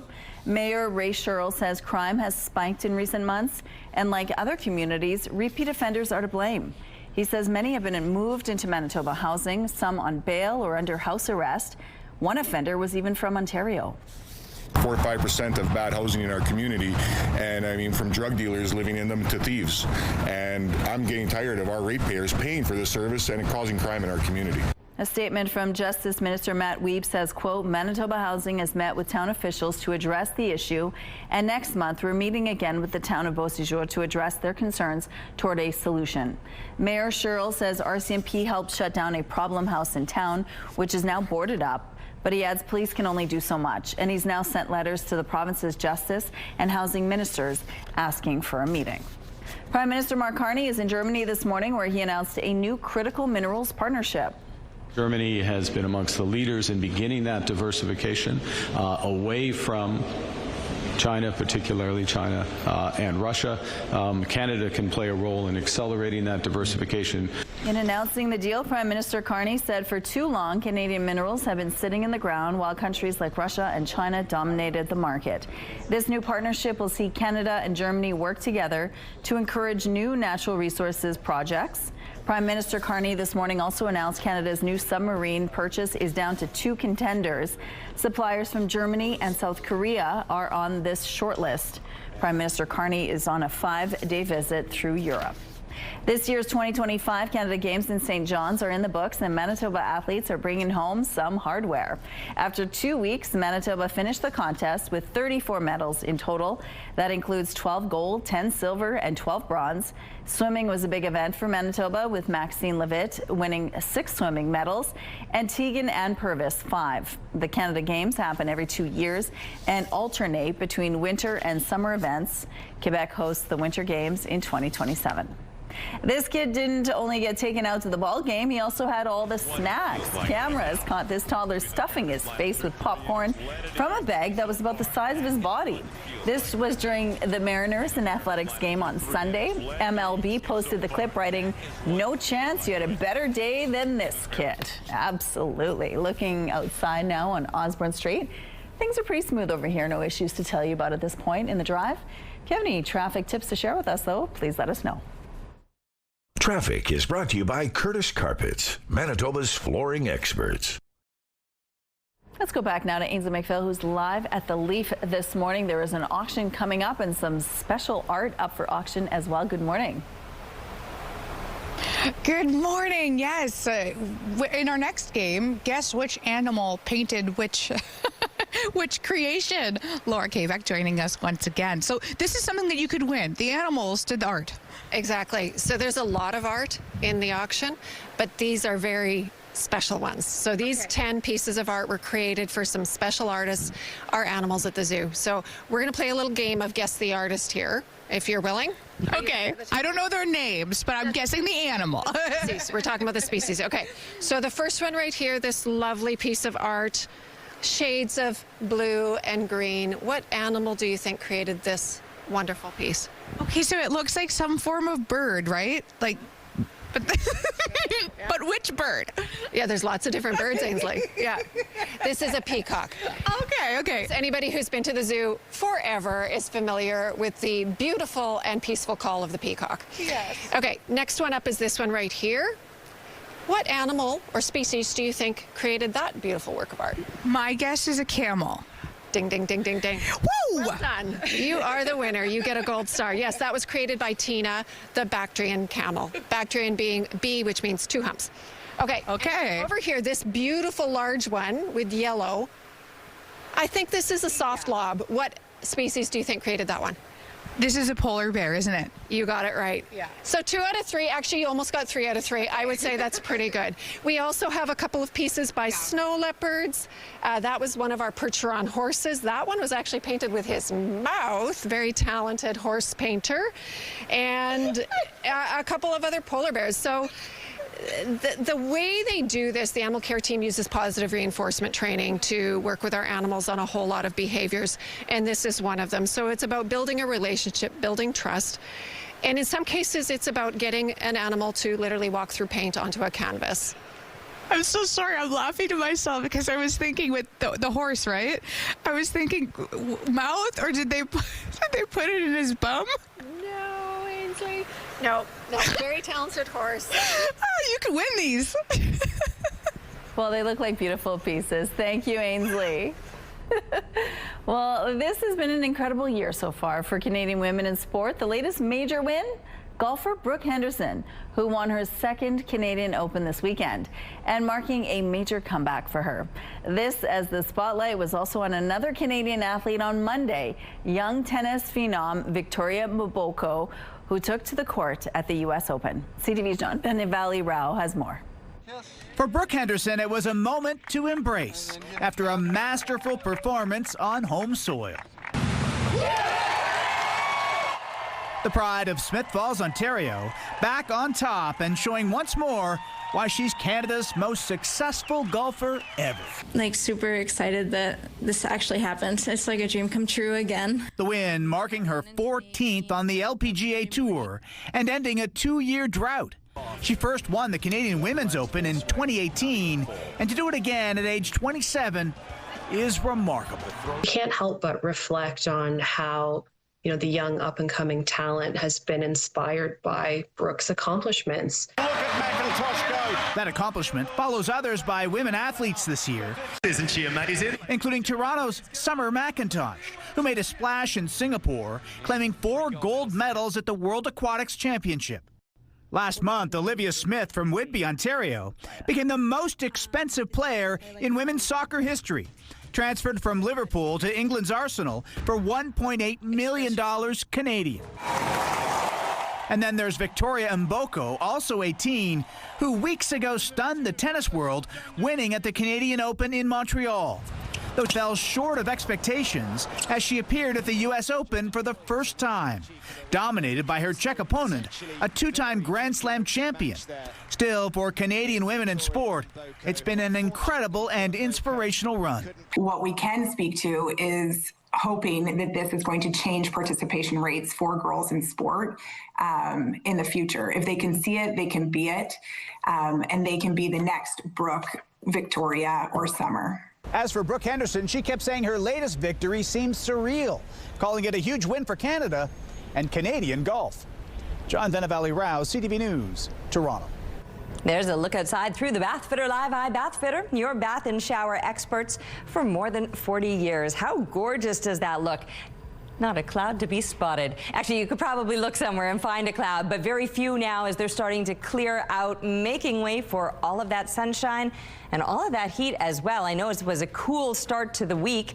Yesterday, we started as low as 6 degrees. That's well below seasonal, whereas today, we stayed above normal. 10 degrees being that seasonal low temperature. We got as cool as 11 today, but we're already on the rise, now sitting at 14 degrees as the mercury continues to bump up a little bit. Even here through the southwest, where you were in the single digits, now double digits all throughout southern Manitoba. Moving up into northern Manitoba, you've had a mild start to the day as well, with many of you in the low to mid-teens for the last hour or so. A little bit cooler in Churchill, 10 degrees, could be where you stay today. Not a lot of movement there. There will be some heavier clouds, though, all across northern Manitoba, and more than clouds, even possibly some scattered showers, or maybe even some thunderstorms today. As we watch the temperatures rise throughout the day today, you're going to notice that nearly everybody will be climbing above what you would expect for this time of year. Our midday temperatures are pretty close to seasonal, 23 being a normal daytime high, but we'll be shooting beyond that into the high 20s today for southern Manitoba, whereas for northern Manitoba, low to mid 20s, but again, above what you would expect.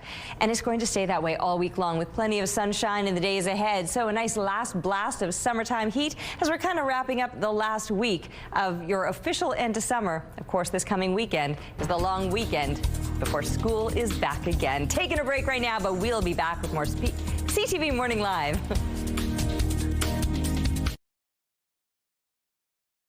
Good morning. For almost 50 years, a Canadian photographer has been capturing the magic of the Midway at the Canadian National Exhibition in Toronto.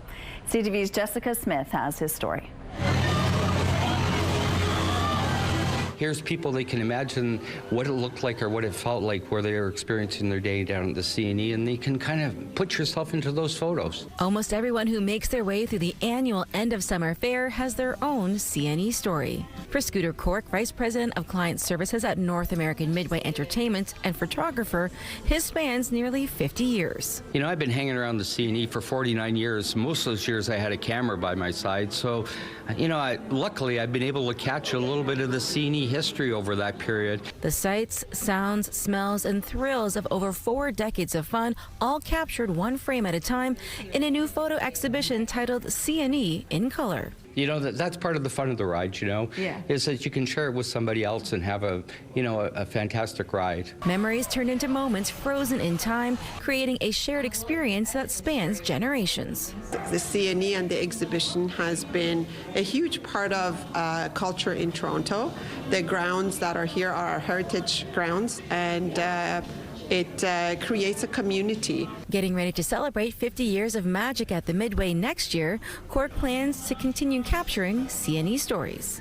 I'm not much one of a guy for milestones, so I'm just going to keep on coming. I think I have one of the best jobs in the entire world. Jessica Smith. A team of researchers at the University of Winnipeg is breaking records in the world of physics. The research involves neutrons and could help us understand how our universe began. Joining us now to tell us more about this project is University of Winnipeg Professor of Physics, Jeff Martin. Good morning, Jeff.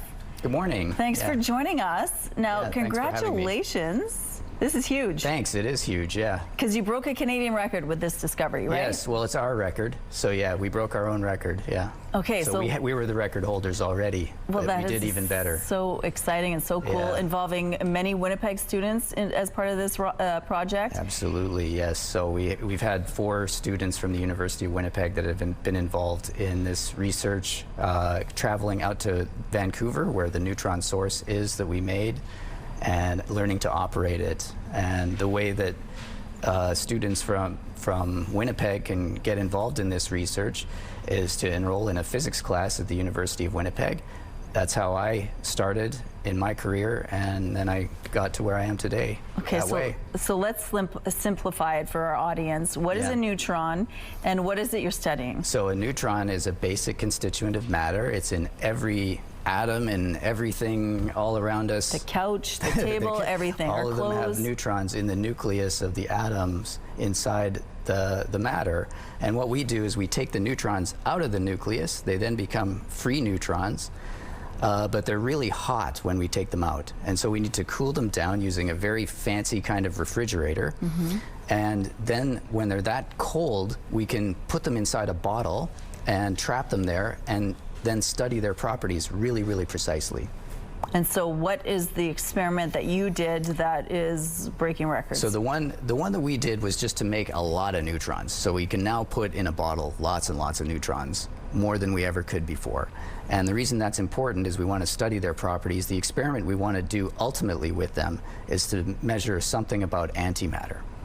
Antimatter is just like matter. There's another type of matter that's called antimatter, and whenever in the laboratory we create antimatter, we always create an equal amount of antimatter and matter. And we think that in the early universe there were equal parts antimatter and matter back in the early times in the universe. But nowadays, when we look around, we don't see any antimatter. We just see regular matter. We don't know why. So how we got from equal parts matter and antimatter to no antimatter is a big mystery of physics, and that's what we're trying to discover. And our experiments on neutrons could one day lead to an answer to that. So you broke your own Canadian record. Now you're looking at potentially breaking a world record. We are poised to break the world record. So we have one final upgrade this year that we're trying to make. We should be able to boost the number of ultra-cold neutrons that we make by a factor of 50, which would put us way ahead of the game, like orders of magnitude higher than everybody else in the rest of the world. So that's a really exciting prospect. We should be able to measure neutron properties more precisely than anyone in the world. Our competitors are in Switzerland, the US, France, and so we're now going to be the big players in the game. So once you have this information, this could help not only discover more information about how our universe was created, but you're talking it could help in medicine as well. Yeah, so a lot of the technologies that we develop, so we always have to make new technologies in order to do the experiment. We have to do something that's almost impossible, and in order to do that, we always need to develop new things in order to make progress, and often those new things are really useful for other purposes. One example is I have a student, Wolfgang Clausen, who works on magnetometers. So these are magnetic field measuring devices, and his magnetometers are sensitive enough that you can stick them up to someone's head, and they'll be able to read the brain waves that just someone thinking. So they'll see the magnetic field generated by the neurons firing in your brain. Very exciting. Well, congratulations to you and your students. It's very exciting that it's happening right here in our province and our city. Thank you. Yeah. How incredible, it really is. All right, over to the weather. Speaking of incredible, it's beautiful out here this morning, but it's going to get hot if you are not a fan of the heat. Get outside right now. Take your sunglasses with you and your cup of coffee outside. It's a beautiful start to your morning at 14 degrees. We got those southwest winds, 12 kilometers per hour. The pressure is falling, the humidity sitting at 80%. Blue sky and sunshine, that's how we'll play out through most of the day. But that's for here across southern Manitoba. A bit of a different story across the north. Some heavier clouds, some scattered showers, still some above seasonal temperatures. Even most of northern Manitoba will be up in those low to almost mid-20s. But it will be a little bit cloudier, a little bit soggier. Eventually, that system of rain moving off to the east, and you'll see a little bit of clearing behind it. Now, we could see some precipitation moving through in the overnight hours. Most of the day will play out on the sunnier side with some hot temperatures, too. And not scorching. I'm not talking into those low 30s, but high 20s all across southern Manitoba, when 23 is now normal for this time of year. And it's not just for today. Throughout the rest of this week, fair bit of sunshine. Even if we do see some showers overnight, well, many of us wouldn't see them. They'll be happening while we're asleep. It'll clear out again tomorrow, and the sunshine will be back to last throughout the week with those above seasonal temperatures into the weekend. Little Molly found her great big stick and is looking pretty proud of herself. Thanks to Brian for sharing this photo. And keep them coming, please, to Winnipeg Weather at ctv.ca. CTV Morning Live Weather brought to you by Garage Masters, your complete garage specialists. Animal rescue organizations in Alberta are struggling with a sharp increase in the number of pets that need help. And the cost of caring for their four-legged guests is rising faster than some shelters can keep up. CTV's Amanda Anderson reports. When this dog needed help, the Second Chance Animal Rescue Society answered. Calls for help are nonstop, surrenders, emergencies, you name it, puppies dumped, dogs left alone in the woods. So we try not to say no to any of those. But always saying yes has put the rescue in a tough situation. It's stretched us to the max. We're on a razor's edge financially and as far as space-wise goes too. Animal rescues across the province say the number of animals they help has skyrocketed. Since COVID, we have very few vet appointments, not like we did before. So the dogs and cats are exploding with litters, and we're not able to get ahead of that. This litter of puppies was found abandoned, while this litter was recently surrendered to SCARS. The good thing is they are in our care, and they will all be spayed and neutered. Feels like an uphill battle that you can never get to the top, because when rescues are getting burnt out, compassion fatigue, etc., and then they close down rescues, the problem is going to get even worse. Zoe's Animal Rescue Society says they're also seeing more people struggling to afford the pets they have. People having unwanted litters, people having neglected animals, people, on AISH, on different things who can't afford vet care. Their animals are suffering. They have nowhere to turn. It can't all land on rescues. The province says there are 2 grants rescues are eligible to apply for, but Campbell says all levels of government need to do more to lessen the need for rescues in the first place. To help low-income individuals get these things done, which then prevent, the problems after. SCARS may be in crisis, but says it will do everything it can to keep giving animals a second chance. The more people that know about what we're going through, us and other rescues, the better, and the more that people will step up to help us. Amanda Anderson, CTV News, Morinville. CTV Morning Live is brought to you by Robin's Donuts, your favorite stop.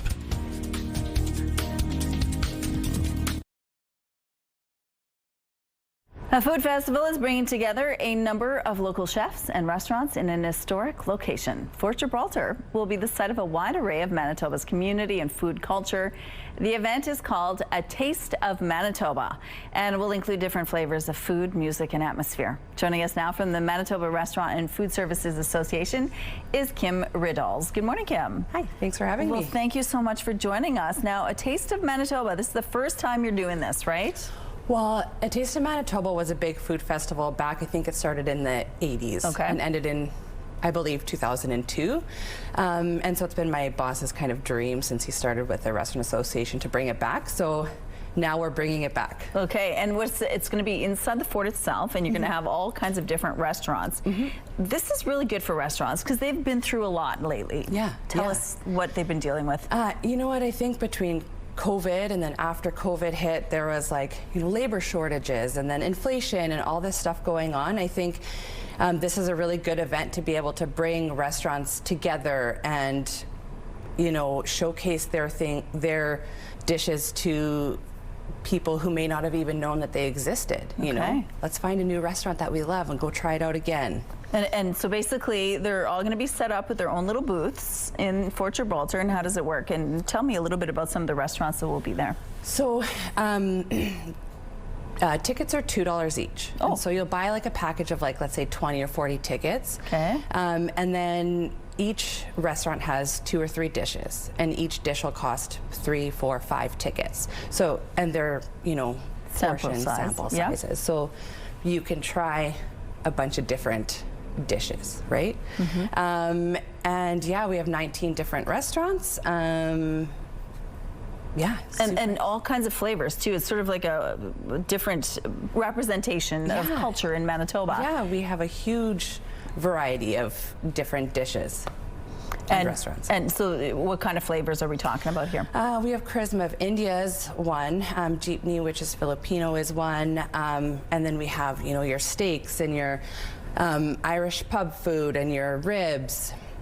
It's a really great way to sort of explore what Manitoba has to offer when it comes to restaurants, but it's also, if you're looking for something fun to do on the long weekend, it's not just about food.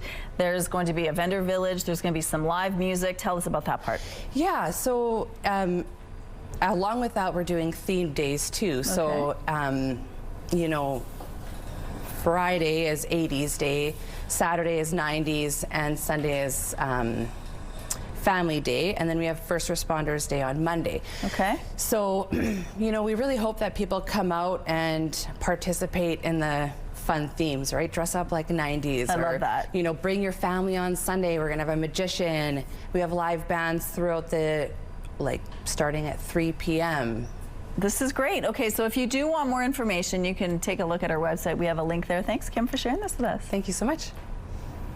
Yeah, it's going to be a fabulous weekend for no matter what kind of fun you get up to. It's in fact going to be a fabulous week for no matter what you want to do for this last week before before school starts. It will feel like the last blast of summer for sure, and a little summertime heat to come with it. 14 degrees with southwest winds, 12 kilometers per hour. The pressure is falling, the humidity sitting at 80%. Just a few clouds out there. You can see them there. You can see them if I was to show you this on the satellite image.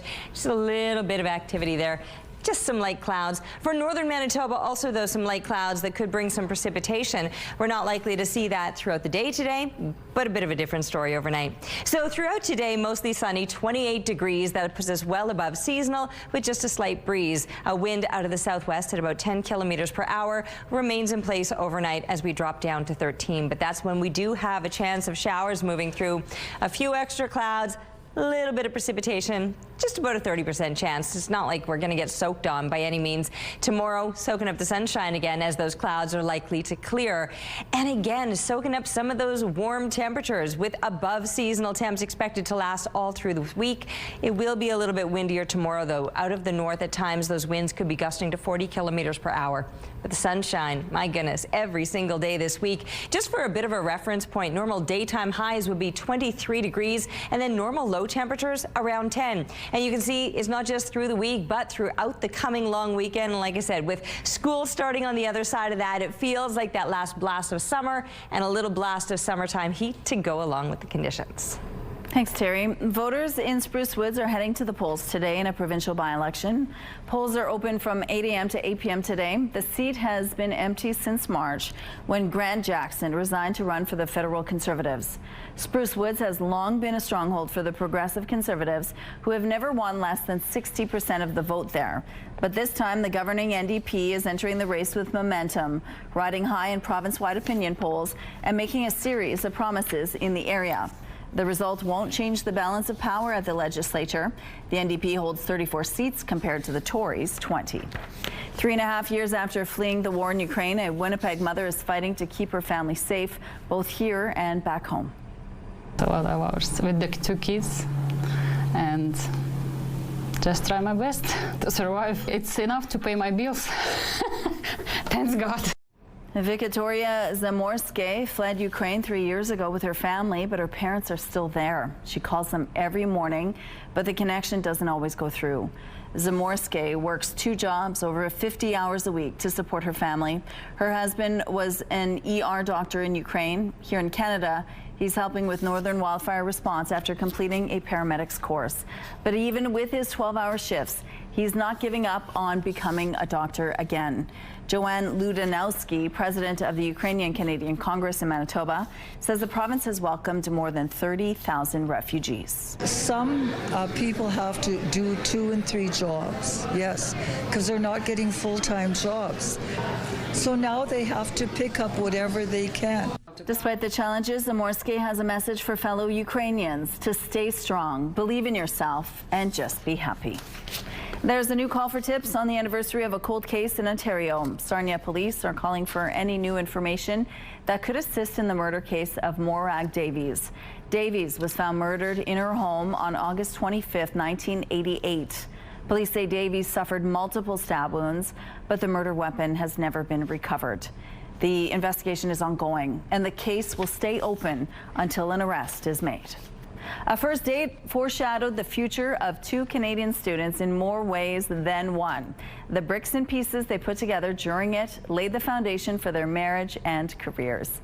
CTV's Adam Sawatsky explains. Chris was feeling nervous before his first real date with Laura. That constant fear of like, what if there's an awkward silence? Laura had talked with her fellow student at the University of Alberta before, but this was different. There were some butterflies involved. But then Chris suggested they spend their date building Lego. Well, if there's silence, we just search for the next part and look for the next brick. Although the industrial design students knew they could analyze why the toy worked so well, Laura and Chris never expected how playing together would feel so good. That was the beginning of many Lego dates. And assembling Cinderella's carriage that night was prophetic. What followed felt like a fairy tale. So Chris decided to celebrate their love by placing a surprise inside a resealed Lego box. And I was like, we got a bonus Christmas gift inside of our Lego set. That's awesome. And then that's when I opened it up. And it's a ring box. Got down on one knee and asked her to marry me. And Laura said yes. I'm absolutely thrilled to spend the rest of my life with this person. A life that would be led far from their home in Canada.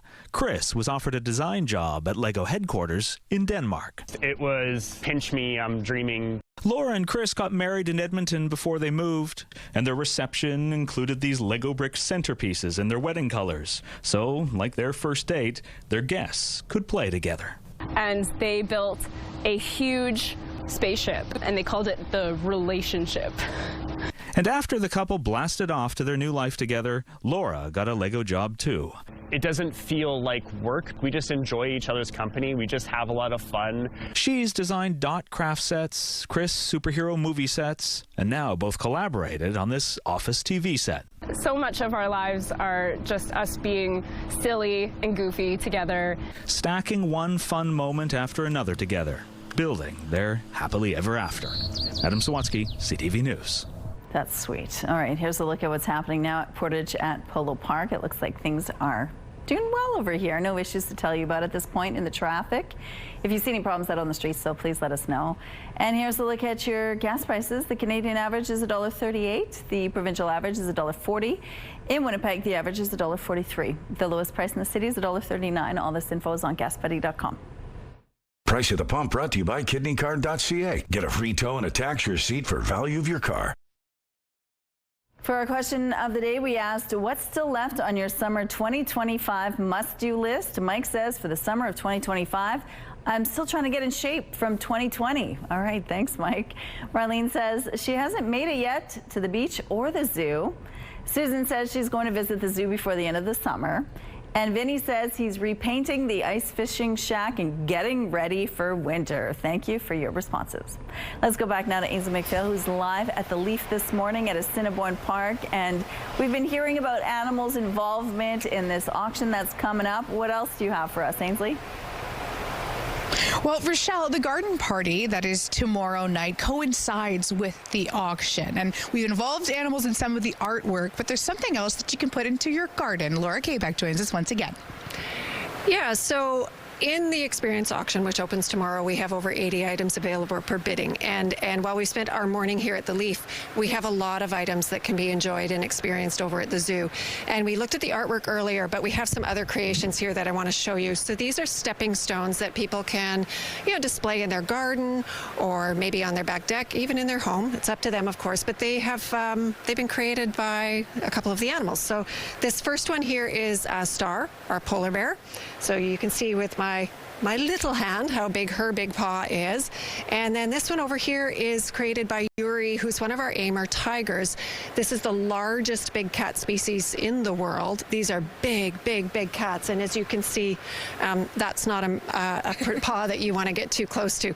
But it looks pretty cool, great conversation piece. And it's just one of many items that people can bid on that take place in the zoo. And when it comes to supporting the animals, that's what this is all about. There's a way you can adopt them.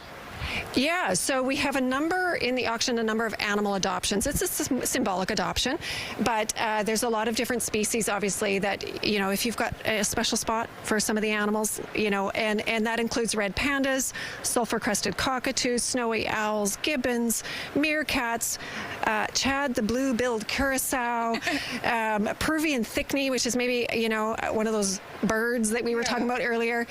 The zoo's home to some amazing species, and we love to show them all off, and this is just another way we can do that. As soon as you said gibbons, I just went, aw, because we're all called, when you've come so many times, you have kind of a nostalgia to them.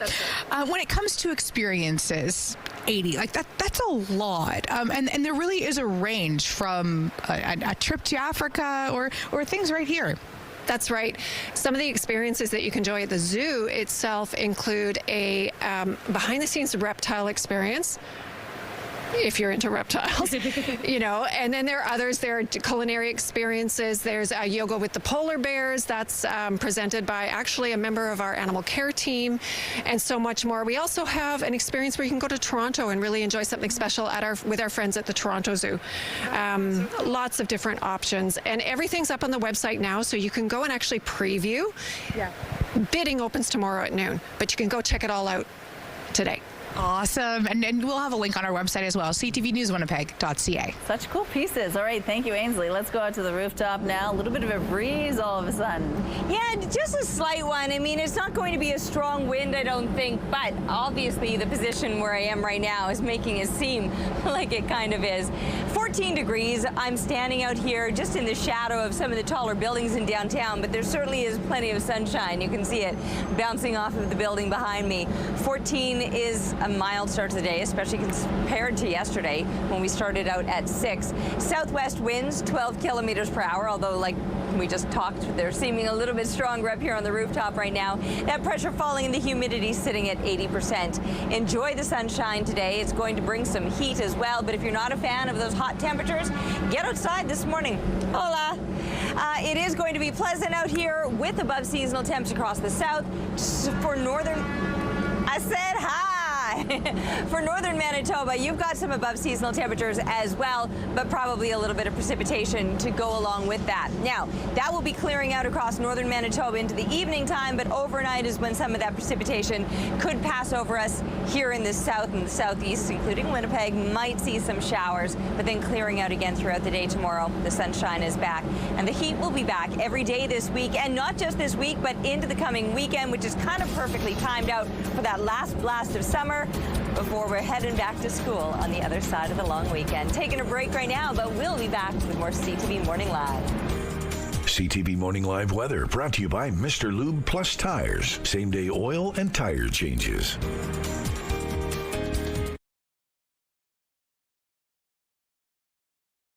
Good morning, it's 8:45. Researchers at Simon Fraser University in British Columbia are using an $80 million state-of-the-art supercomputer to power AI software aimed at creating life-saving medication. As CTV's Kevin Chirac reports, the professor in charge calls it the most exciting research he's been a part of in decades. Start with a certain molecule fragment. Professor Martin Nestor says new research out of Simon Fraser University is using AI to help speed up the development of new and potentially life-saving medication. I've done research in AI for 20+ years, and this is the most significant application of our AI or machine learning research that we have accomplished so far. His PhD student, 25-year-old Tony Shen, created the software program. He says finding the right drug molecules to combat disease is like sifting through millions of grains of sand to find a few golden nuggets. But his program, he says, can speed up and simplify the process. And this is where generative AI could really come in, where generative AI could design directly the molecule that could inhibit protein and cure the disease, potentially. The project is powered by SFU's most cutting-edge innovation, an $80 million supercomputer launched this summer. So this is FIR. It's our brand new academic supercomputer. It is the largest supercomputer in Canada. For Shen, the work takes on a very personal meaning. I lost my grandparents to cancer, and I essentially heard from doctor that there is just no available treatment for their disease because it was too late stage. He says his program has already drawn interest from drug companies, and they're now collaborating with the Vancouver Prostate Center to develop and test the medication. Going to significantly speed up the process of drug discovery, and it may save lots of lives. Kevin Chirac, CTV News, Burnaby. If you're looking to develop a new skill like knitting or crocheting, a local club is looking for you. The Knitting and Crochet Club in Winnipeg is welcoming new members to learn some hands-on skill while helping them weave new friendships. Joining us from the Knitting and Crochet Club in Winnipeg is Victoria Shaddai. Good morning, Victoria. Hello, good morning. Well, thank you so much for joining us. Now, this is a skill that many of us don't really have anymore. It's more like something you'd think your grandmother would be able to do, but more and more young people are doing it. You learned when you were 9 years old with your grandma in Mexico. Tell us about that experience growing up. Absolutely, yeah. It was really useful, yeah. When I was a kid, I just want to learn something, and then my grandma say, okay, let's do some flowers, and we start with making some flowers. And then I think young generations are doing for mental health right now. Okay. Yeah. Before we get to that aspect, what did it mean to you that to be able to do something like that with your grandmother and have that skill? Absolutely. I think that built a lot of connection, right? And I have that in my memories, and it's really good for myself as well. And learning it at such a young age, it's something that's easy to hang on to, right? Yes. Yeah, it's really good as well for your brain. And when I was a child, I remember, okay, I'm doing this, and not many kids in that time, they were not doing it, right? So right. Okay, so then you came here to Canada and you decided to start a club. Tell me a little bit about why you decided to do that. Sure, yes. First, well, as a newcomer, it's hard to just find your people, right? I arrived here on February 28th, right, to Winnipeg. So it was winter, everything was frozen in the city, there are not a lot of things to do. So I said, well, I need to make something useful for me and not doing it in my house, right? Just doing it in a group as well. And so get out of the house and make some new friends, right? Yes, new friends. So you started this club, and tell us how it's going. Yes, well, it was good. I started in April, so it was really useful, and many newcomers just started to come, certainly. In the beginning, I thought, okay, no one's gonna come. Everyone is gonna just stay in their own stuff because it's winter, right? It's hard. Yeah. But then suddenly a lot of people came from many nationalities, right? Like Latin American, Ukrainian, Canadian, of course. So it was really impressive for me that, okay, people are really doing things for their brain, right? So, right, and you feel that it helps you when you're struggling with your mental health. As well, yes. Tell us how. Sure, well, there are many benefits. For example, first, reduces the stress and anxiety. That's really important. It makes you calm because it's a repetitive pattern that you can do it, right?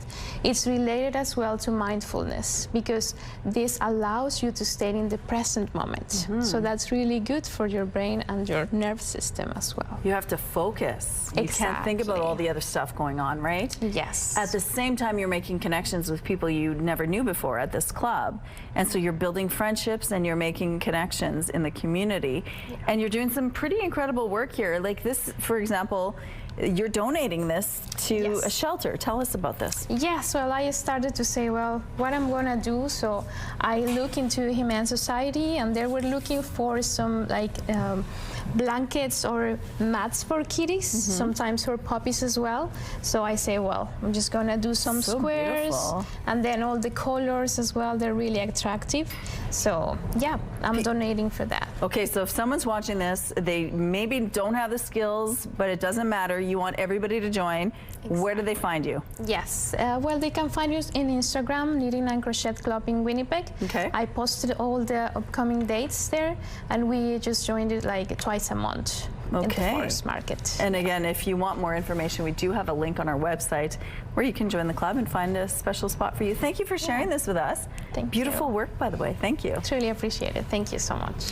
Yeah, today's the kind of day you're going to want to take that knitting outside, sit in the sunshine, and soak up those rays. It is beautiful out there this morning. Well, I should say it's pleasant out there this morning. 14 degrees. You might want a sweater on. Southwest winds 12 kilometers per hour. Pressure is falling. The humidity sitting at 80%.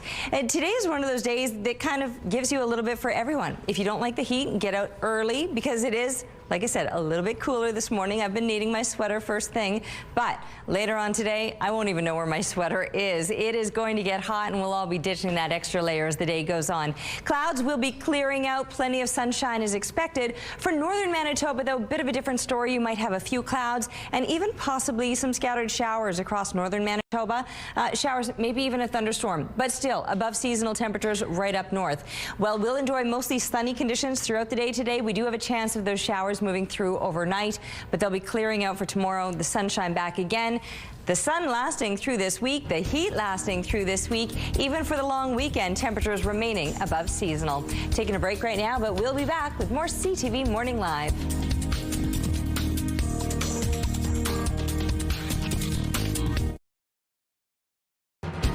Rooftop arrangements provided by Lacoste Garden Center.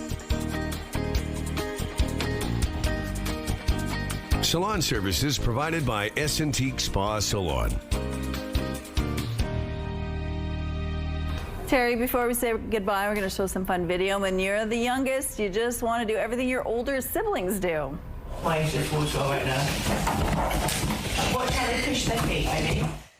After her two older sisters somersaulted perfectly, this little one tried to do the same. Unfortunately for the 3-year-old, her roll landed in a face plant, all caught on camera. How does that happen? Poor child. And little dogs usually beg for cuddles, but this one might be cuddled out. This owner can't stop snuggling her little pup, but we're not sure if she's loving it as much. Listen to her little noises. From each kiss and cuddle, they sound a little strange, so leave me alone. That's a cat trapped in a dog body for sure. And then finally, we finish off with a little illusion. What? How many ballerinas do you see? Looks like 2 are dancing, but you see 4 people, or is it just 1 couple? Whatever the case, it's so very creative and meticulously coordinated. So cool. Have a great day. See you tomorrow.